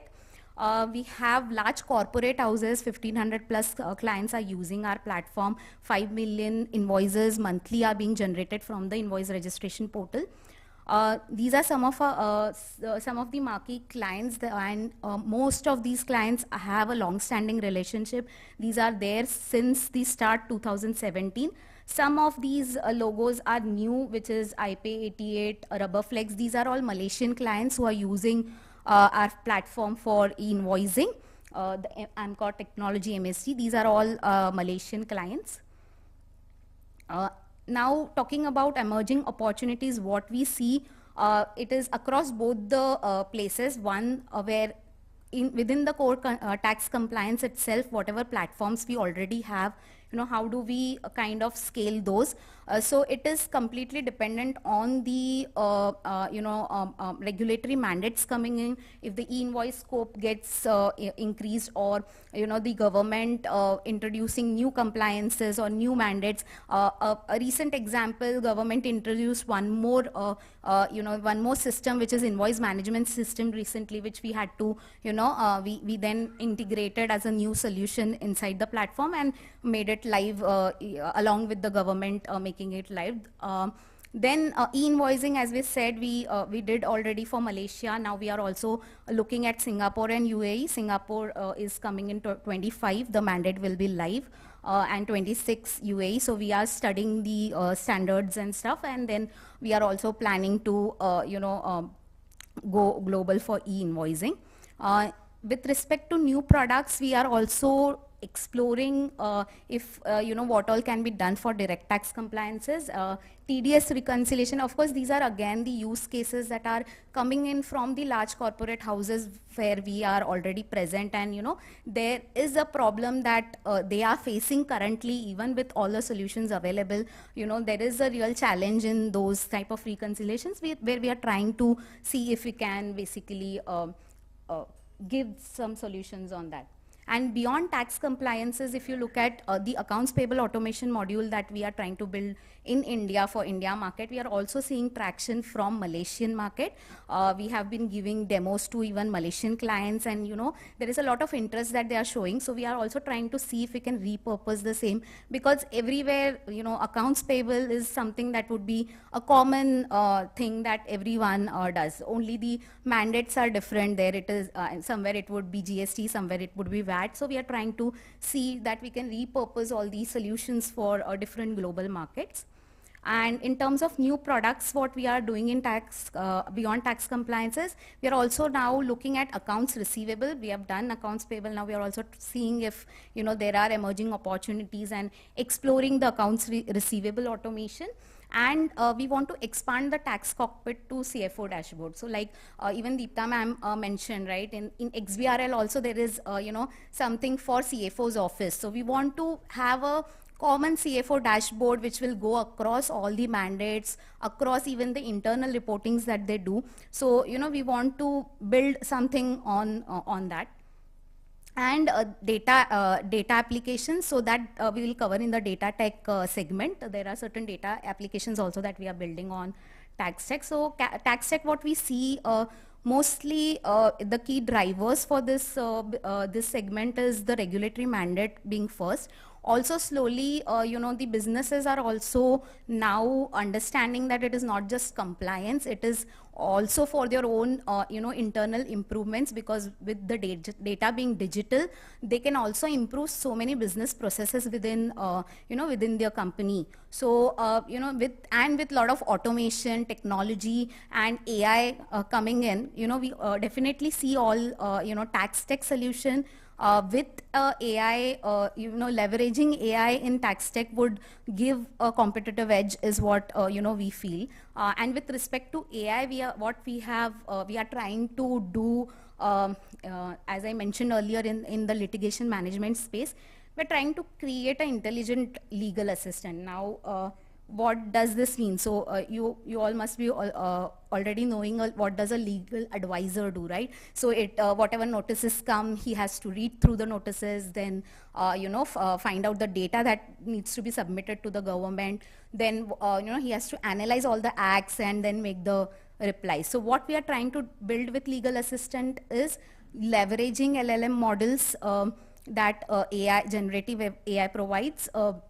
We are trying to do all those steps with a intelligent legal assistant who can do data extraction, find out what is the data is needed, can connect to the source system from where the data can be extracted, and then analyzing the various laws. So here, the LLM models are built so that it can, take in all the acts, be it GST Act, Income Tax Act, and also the, in case there are previous judgments that have come in for similar cases, etc. So that is what we are trying to build the LLM model into, and based on that, then, drafting a reply. So this is what we are, working on right now, which we feel is very important. These are some of our existing litigation management system clients, and they are, of course, very excited about the AI assistant. So let's, yeah, so that's it. I will end over here. So that's it from my side. Any questions? Yeah, if there are any burning questions, we can take that, or we'll move to the next section.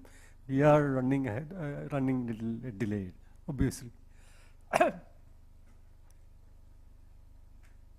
Any questions, anyone, at this point of time? Okay, let's go to the next session.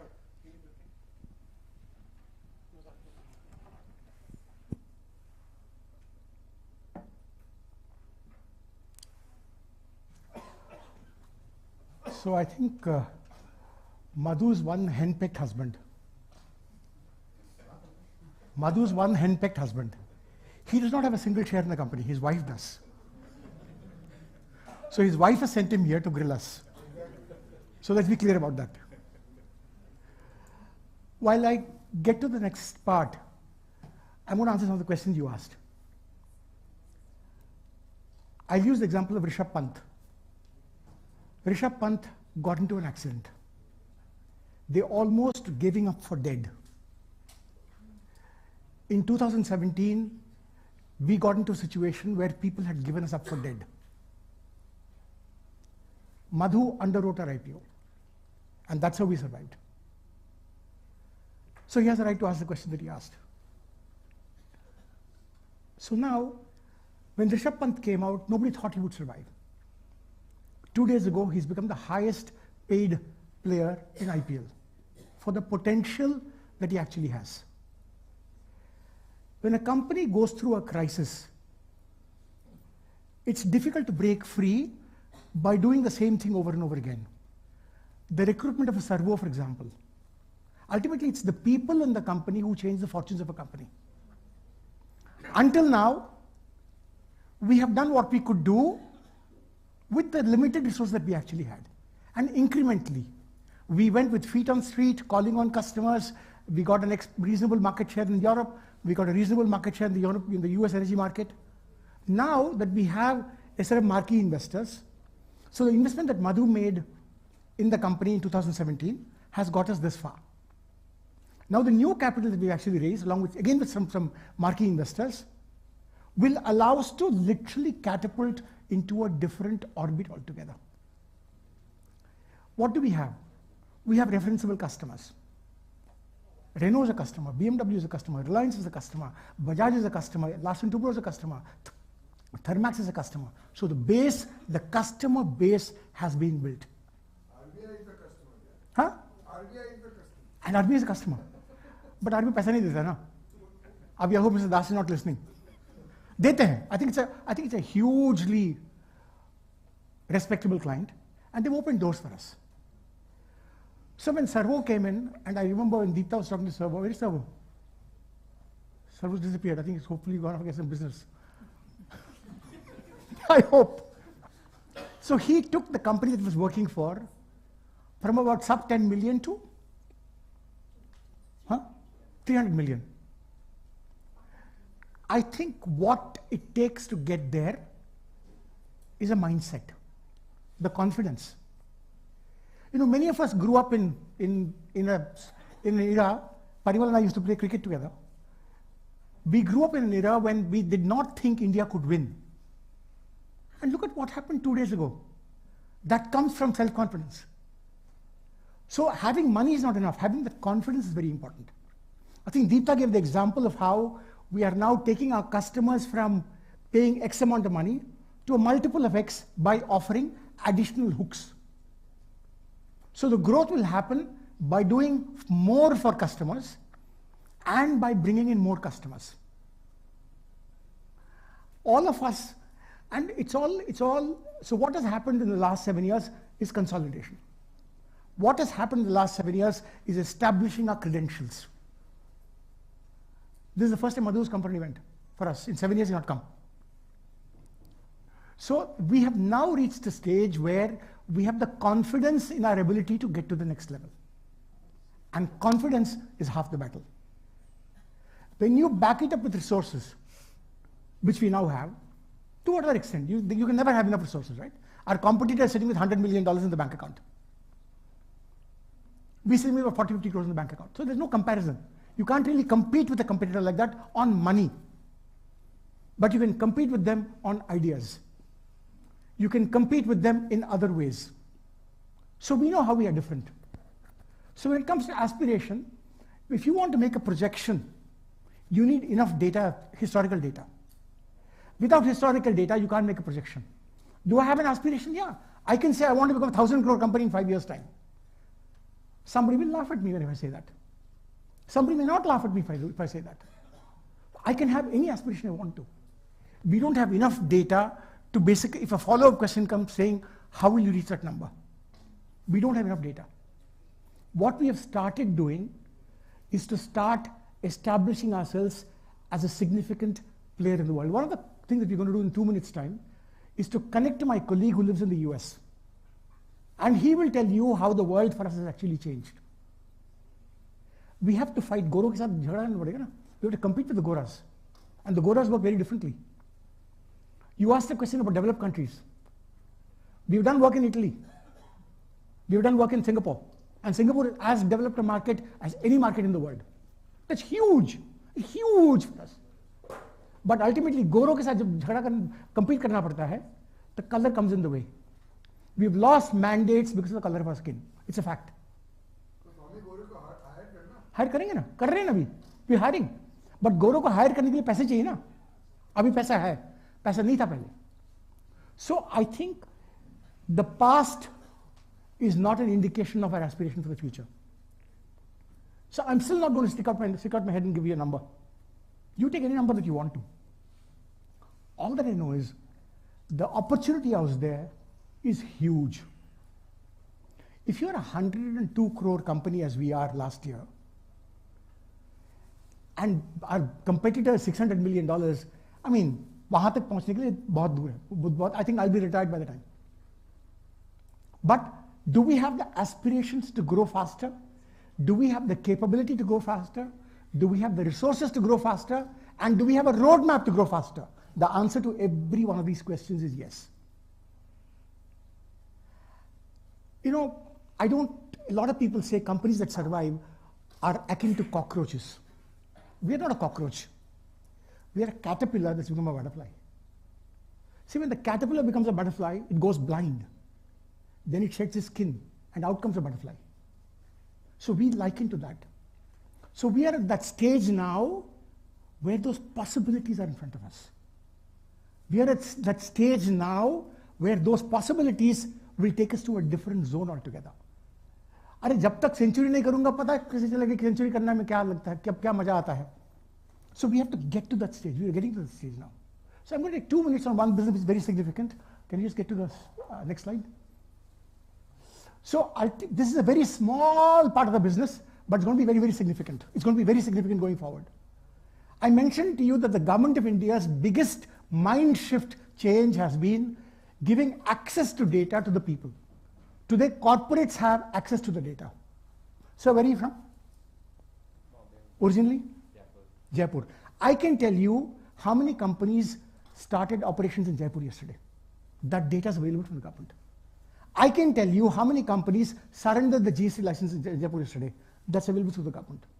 The government has opened up possibilities of harnessing data for improving decision making. So I strongly encourage every one of you to go and see some of the demos. We have a CFO dashboard which is absolutely state of the art.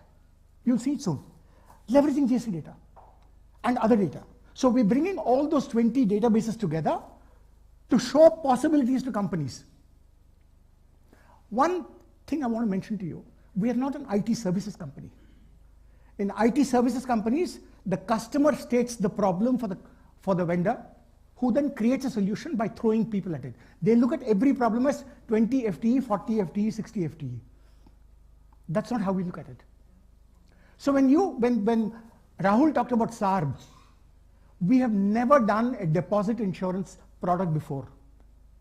We're now doing it with them. Every product that we develop is with an anchor customer. Every product that we develop is with an anchor customer either in India or overseas. And when you work with an anchor customer, you usually get it right.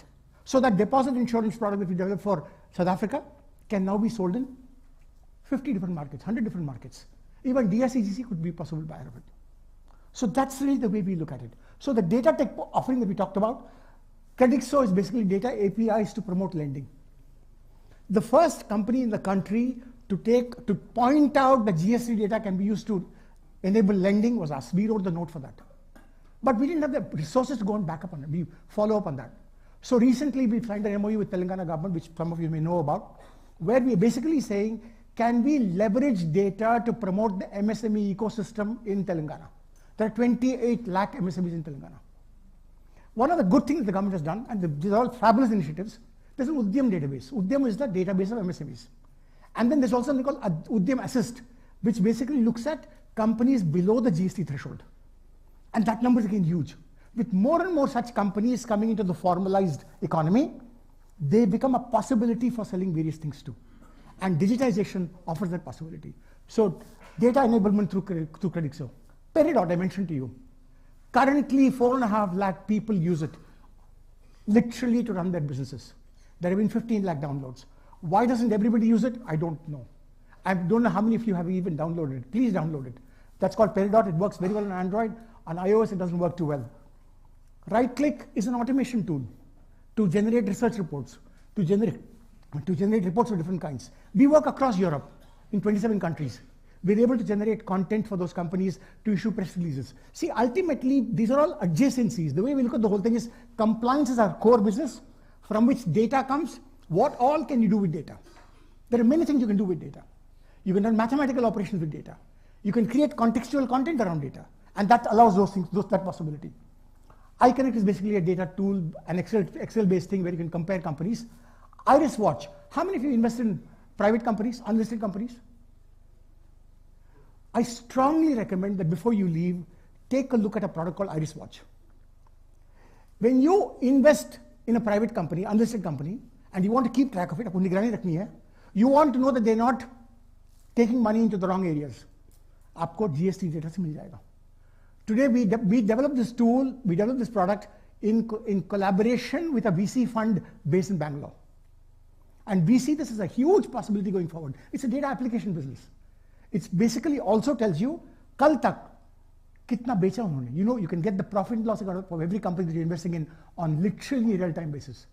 If they also are in, and Government of India says, even though your threshold for GST filing is 40 lakhs, you are welcome to file GST returns even if you're below 40 lakhs. So ask your investing companies to file the GST return and share the data with you.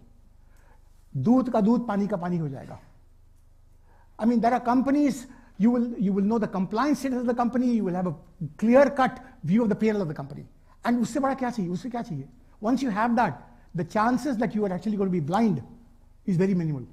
And today, what we have developed in working with a fund in Bangalore gives us a huge amount of confidence as to what the possibilities are. And that takes with data as a service, basically data APIs. That's what we actually are doing in this. We're now going to spend a few minutes on the financials because I'm sure that's what ultimately matters. And Balu will take over and look at the financials now. Balu.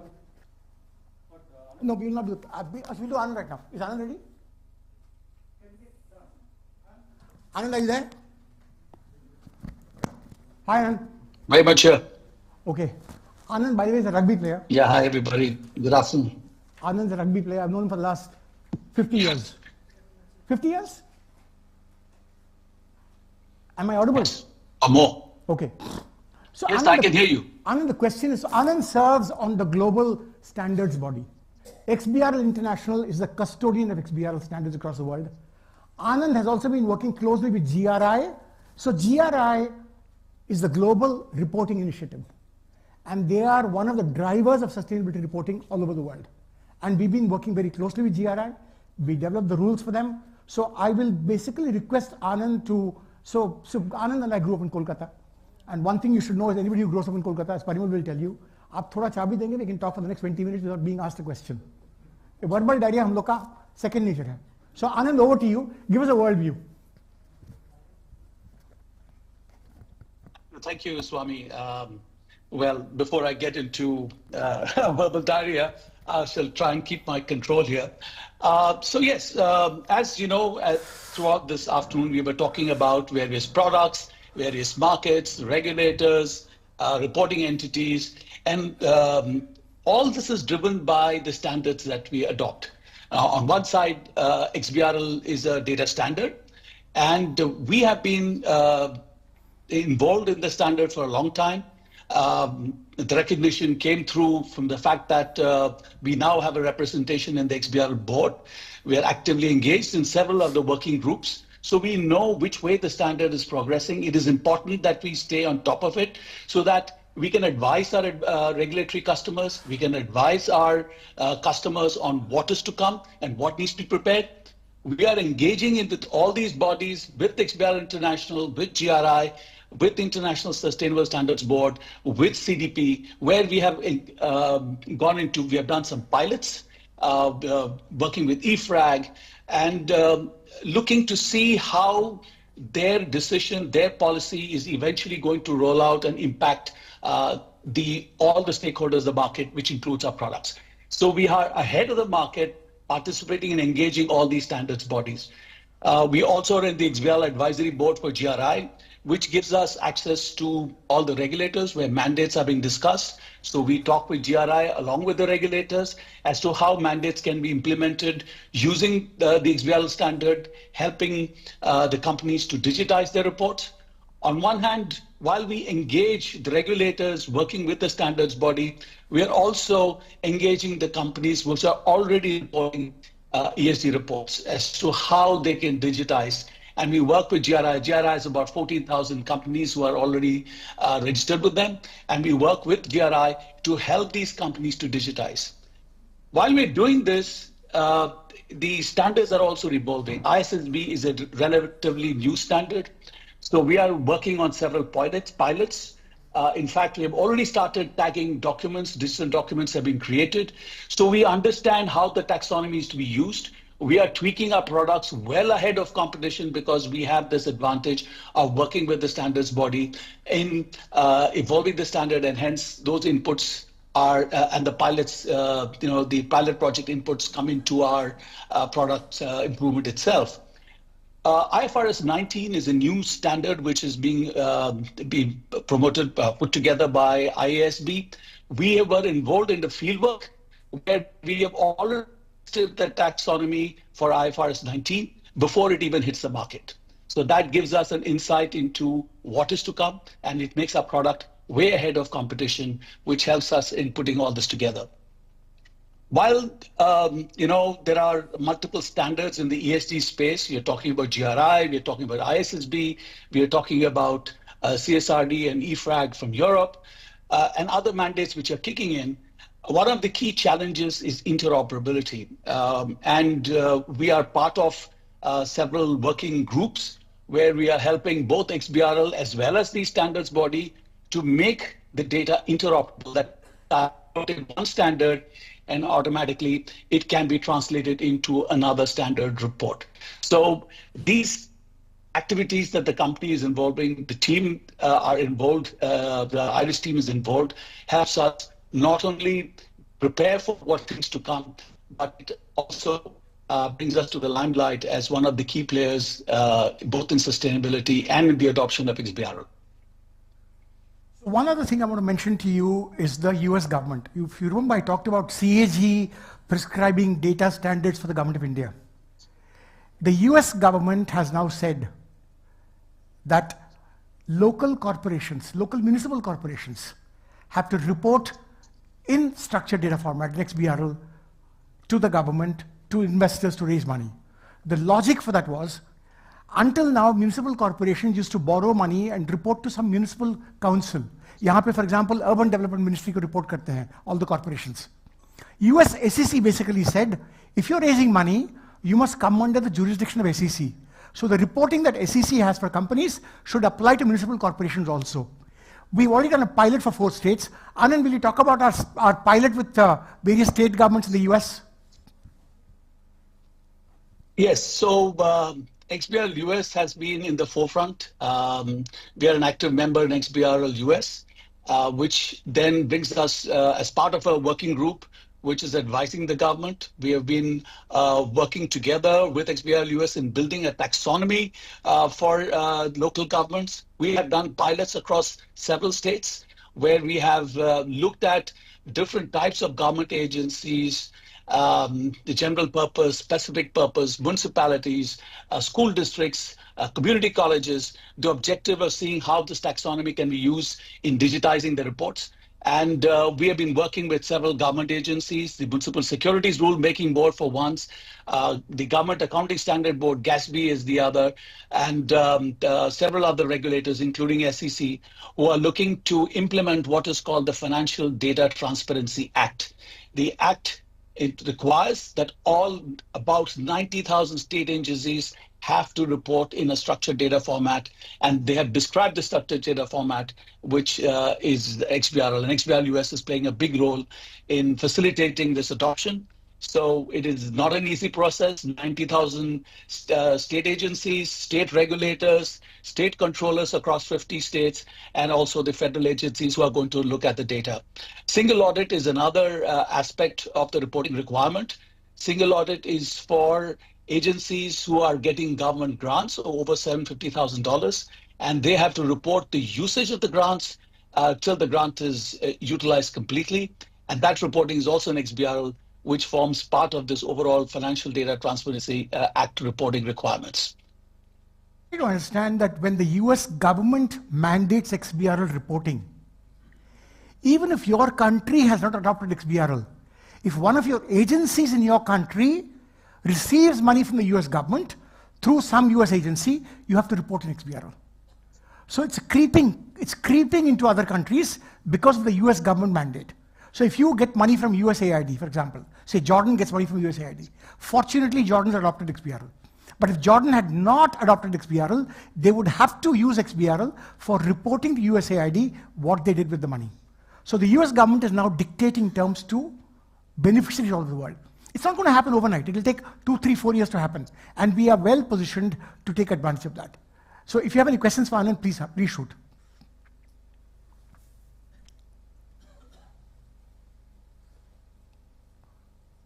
None. Okay. Anand, thank you. You can go back to sleep. He's in Amsterdam right now, attending some conference there. In fact, I woke him up last night at 2 a.m. This morning at 2 a.m. Thanks, Anand. Yeah, good. So Balu will take over financial. Leave it open to all questions you have. Balu.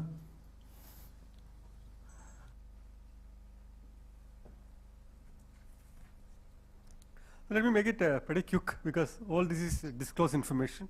I'm pretty sure many of you might have seen it as well. We IPO'd in 2017. Of course, I'm showing only last 3 years.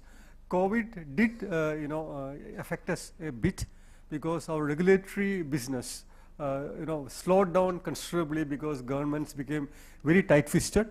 And so we also became very tight-fisted, and we were, running a very tight set of operations. And that you could see in the way, we have been spending money as well. So if you look at, of course, the revenues have gone up, profitability also has gone up because there is a bit of an operating leverage in the current, dynamics within which we operate. But I should just give you, a sense of where we are in terms of our sales and marketing expenses, which is not shown here specifically. We spend typically about 12 to 14% of our revenues in sales and marketing at this point of time, which is, I would say, is quite low compared to what people could be doing in the SaaS space. We have done that partly because of historically we have been very frugal, and we came from a particular set of particular situation with which we were very careful about spending money. But now we have reached a particular stage. I would think that we might actively consider upping our sales and marketing expenses, given the fact that the industry looks very attractive for growing at a much faster pace. So that is one point I want to leave with you. And the other point is let's go to the next level, next one. See, if you look at the segment-wise information, again this is in the public domain. We are profitable in all the segments, even the TaxTech segment, even though it is very small in terms of size, and we are investing. We are still profitable because we are operating with low sales and marketing spends. And we do spend in product development, but we are using Indian rupees against dollars. So there also we are frugal, both which we could be upping in the future. But having said that, we are trying to time it such that we are able to get traction at the same time we spend. So we don't hit the numbers or the key ratios so much. Of course, there's a balancing act that is not going to go away. I think all of you are aware of that. How do you balance hyper growth that we want to aspire for, at the same time make sure that financials are not so much affected. So that's what we are trying to strike as we go along. Just take a look at the key ratios as well before the next one. Next one, the one after this. So you can see our ROI has gone up, and that is a number which I think can go further if we get the desired traction. But if you look at a 5 to 7 year time frame from now, you could see as we scale up, there could be certain years where we could spend much more aggressively in getting the customers into the system, so that over a period of say 5 to 7 years we get really good returns. So that's the way the game could be played. It all depends on the SaaS market dynamics which we are which we are looking at scaling up to. And there, the advantage is we have existing customers, so the low CAC could be a factor, but you need to reach across to many more customers as well. So that is one point I want to leave with you. Go back to the segments. Yeah, so you can see how the pie is distributed. I would ask you to look at the region-wise revenues pie, where you can see Africa has gone up a bit because of our South African revenues. India is still at about 28%, but going forward, I wouldn't be surprised if Indian share starts coming down and the share from the developed markets go up. So that's where we are. I would like to stop here because this is all public information, and perhaps we can get into the Q&A more right now because we are certainly running, behind schedule. Is that okay? Yeah. Behind schedule, but sure. We're here till 7 anyway. So questions, feel free to ask. Please take a mic. Use the mic, please, so that people are audible. Can you share the total employee strength currently, the additions last year, and the average revenue per employee for the year? So let me just say one thing. Number of employees about 550. 550. In about 550. Globally. Yeah. Little less than that, no? Little less. About 550. Yeah. There are 3 divisions in the company. So if you want to look at metrics of the company, the aggregate number is actually meaningless. Don't take offense when I say that. The way you would look at SupTech is different from the way you would look at RegTech, the way you look at from TaxTech, and the way you look at Data-tech. If you look at historically, the maximum investment that we ever made was actually in Data-tech, which is yet to take off. The reason it's yet to take off because we didn't have the resources to market it. It's a very market resource, it's a resource guzzling business. So we went quiet on that. The second biggest area where we've invested is actually carbon. SupTech, you don't require a huge amount of investments. In terms of revenues, RegTech, once operating leverage kicks in, the average revenue per employee will actually skyrocket. In the case of SupTech, the average revenue per employee will remain more or less the same over time. But it will be lower. So in the case of RegTech, the average revenue per employee will be low in the early days of adoption and just go through the roof afterwards. And we're reaching that stage now. So when you look at aggregate data, because we have people in Data-tech, your average number will actually come down dramatically. And more importantly, which is why I'm saying, it's important, why did we segment the information to this detail and start sharing it this year? Because we want investors to know the data. So wait for 3-4 points to actually come before you draw any conclusions. But do not, my only request to you, do not aggregate. Look at each of them separately to do that. So 550 total, how much was added last year? Anybody knows? See, we would have added, about, I would say about, 10% of this. And attrition rate? Attrition rate about, right now runs at about 12-13%. And what is the number of employees added in the AI field in the last few quarters? In what field? AI. I think, again, I want to mention to you, a lot of these questions will make sense for a software services company. Because software services company buys people and sells people. That's not what we do. That's not the business that we're in. Therefore, again, with respect, that's not a very meaningful metric. For us, the use of AI is to improve the realization from each customer because of the reduced amount of human involvement. AI is a productivity tool for us, for our products, number one. Number two, so when I talk about SupTech, I think Rahul talked about the fact that central bank implementation takes between about 18 months. The moment I start leveraging AI, my time for implementation will actually come down dramatically. So for me, the purpose of AI automation is to do that initially, which very soon will lead to a situation where the customer will demand a share of revenues. The third important thing, across Africa, there are 54 countries who have not gone down this path, except for South Africa, Nigeria, and Mauritius. In many countries, there aren't enough people available for them to go in this direction. The moment you use automation, use AI, you can go to those countries and automate it in such a manner so you can literally circumvent the human power problem, human resource problem, to be able to do that. So, and that's not driven by how many people we add. How many people we add is not the right way to look at it. So the way to look at it is what I just mentioned to you. Achha, lastly, this, how many $1 million clients revenue per Again, year the wrong we have, question if to ask. any, if Again, any? the wrong question to ask. Don't take offense when I say this. There are products that we sell that are $200 worth. And there are products that we sell that are $10,000 worth. In SupTech, there are $1 million customers. Software services companies, that's a perfect question. $1 million customers. As a company selling software as a service, as a company selling software products, we have a price range from $200, 10,000 rupees at the lower end, to $1 million at the upper end. 10,000. So the SaaS is about 10,000 rupees, could be $200, could be $6,000, could be $8,000, could be $10,000. The SupTech, the regulatory offering, could be $500,000, $1 million, $2 million, depending on the complexity. So again, please do not look at that metric because it will mislead you completely. A lot of people look at that metric because the metrics that we are used to in this country, in a software services background, are those metrics.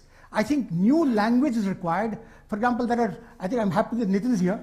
Maybe Nitin can tell us what metrics to use. Alpha Ideas, he represents Alpha Ideas. So there are new metrics that need to come in, new language that needs to come in to be able to look at it. Actually shared a few metrics for the developing a business model for the company. We shared it. We shared the metrics. We shared customer retention. We talked about customer churn. Those things really matter. Thanks. Thank you. I'm glad you asked the question because the question that the traditional analyst in India is still a services focused person. There aren't enough companies in our space for him to understand that the issues are very, very different. I hope there are more and more analysts. If there are any people here on the sell side, I hope you will start looking at those metrics. There's a very good report that's come out from, I think, Avendus on SaaS, which I'm happy to share with you, which talks about some of these metrics. There's a very good report that's come from BCG, a report that's come from SaaS Boomi, and there are about 5-6 reports like this. Increasingly in India, you will find dozens of SaaS companies coming out. And those SaaS companies will, at the end of the day, dominate the IT landscape in this country. I think there's a McKinsey report which talks about SaaS companies accounting for almost 40-50% of the SaaS of the IT economy in this country within the next 2-3 years. I think that's coming very, very fast. Questions? Sir, it was mentioned, during the presentation that you are focusing on international markets more. So I would like to understand your strategy here. Given how big the Indian market is, I just want to understand your thinking as to why you are focusing on international markets, as compared to the current Indian market. Yeah. कोई पैसा नहीं देता यार. So, but if you're looking at your TaxTech segment, so India इतना बड़ा है कि we don't have to look outside. You know who's my biggest competitor? For tax, in TaxTech segment, sir? For anything that we do. Government. हम घुसे GST में filing के लिए, सरकार आ गई बोले हम फ्री टूल देंगे. हम घुसे MCA का फाइलिंग में, फॉर्चुनेटली सरकार ने नहीं कहा कि हम फ्री टूल देंगे. Even RBI started saying we'll give a free tool to banks. अरे बैंक के पास पैसा नहीं है क्या? Fortunately, some banks realize that limitation to the whole thing. Our biggest competitor is the government in many cases. There are 10 crore MSMEs in the country. बड़ा number देते हैं ना. 99.9 are micro enterprises. The number of large enterprises worth going after is about 30,000. उससे ज़्यादा तो है नहीं. We were not well funded. Therefore, we were late to the party. We are not focusing on international markets now. We've always focused on international markets. वहाँ से पैसा निकलता है, पैसा भी देते हैं वो लोग. यहाँ पे, if you go and basically say, I'll do it for you for 10 rupees, कोई आएगा बोला, I'll do it for 5 rupees. कोई आके बोलेगा 5 rupees, कोई आके बोलेगा, I'll do it for 2 rupees. You will not believe it. How many of you download data from the Bombay Stock Exchange website? Many of us do, or NSE website?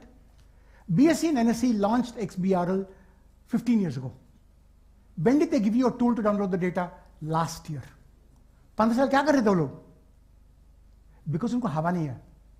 The vendor was not able to deliver the data. What क्या है? L1 की mentality. L1. I'm not blaming them. That's the kind of country we are. We've chosen to be that kind of a country. If you want innovation in this country, this L1 mentality has to go.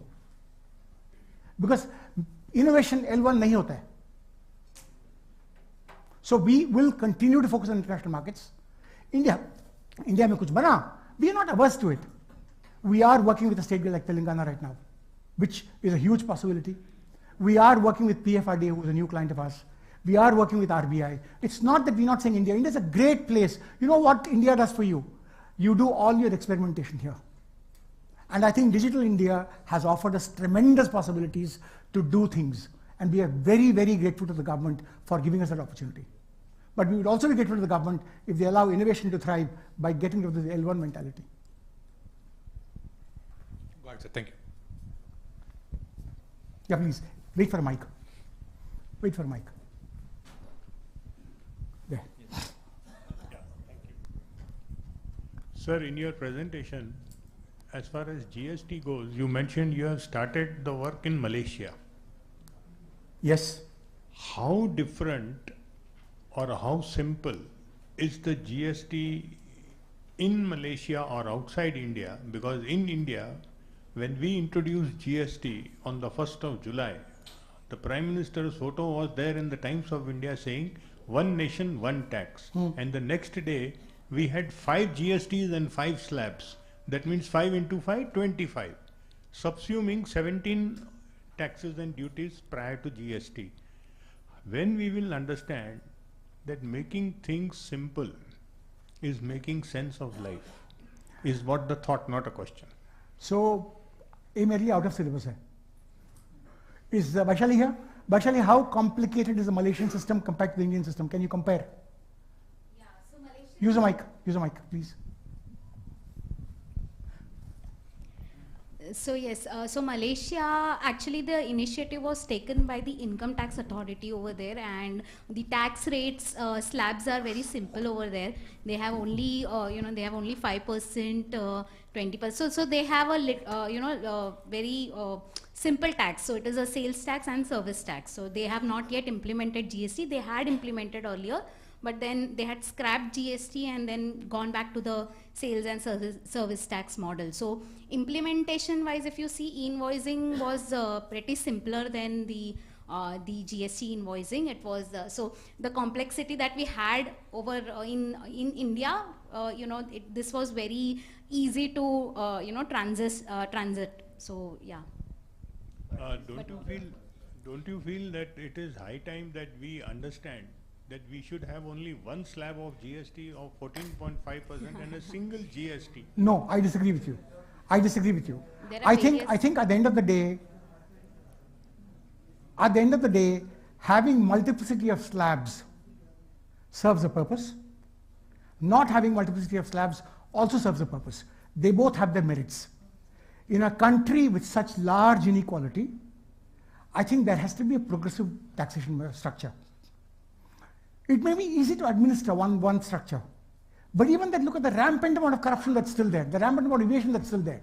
The day we all basically say we will respect those tax structures and pay the taxes on time and pay it properly, maybe something can be done. But I would not say that I completely agree with you that there are complications. I completely agree with you, but that's more on account of implementation. But having said that, I think the transformation of this country because of GST is there for all of us to see. It's huge. There are difficulties, but this country is a country that's transformed because of removing of the cascading effect of taxation and the ITC and the set-offs and so on and so forth. So with respect, I disagree with you to some extent. At the same time, I agree with you, it's still complicated. Thank you. Thank you.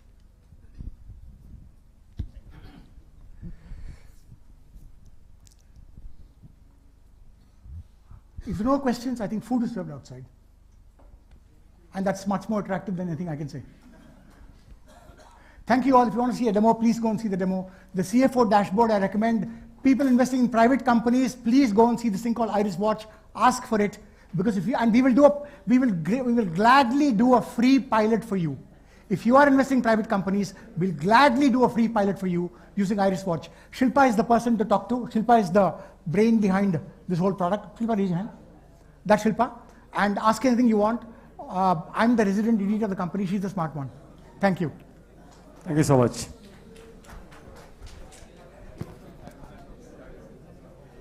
So Parimal and I go back 50 years. So I'm bad. He never took me in my team. He's Chandrasekhar's school, St. Lawrence.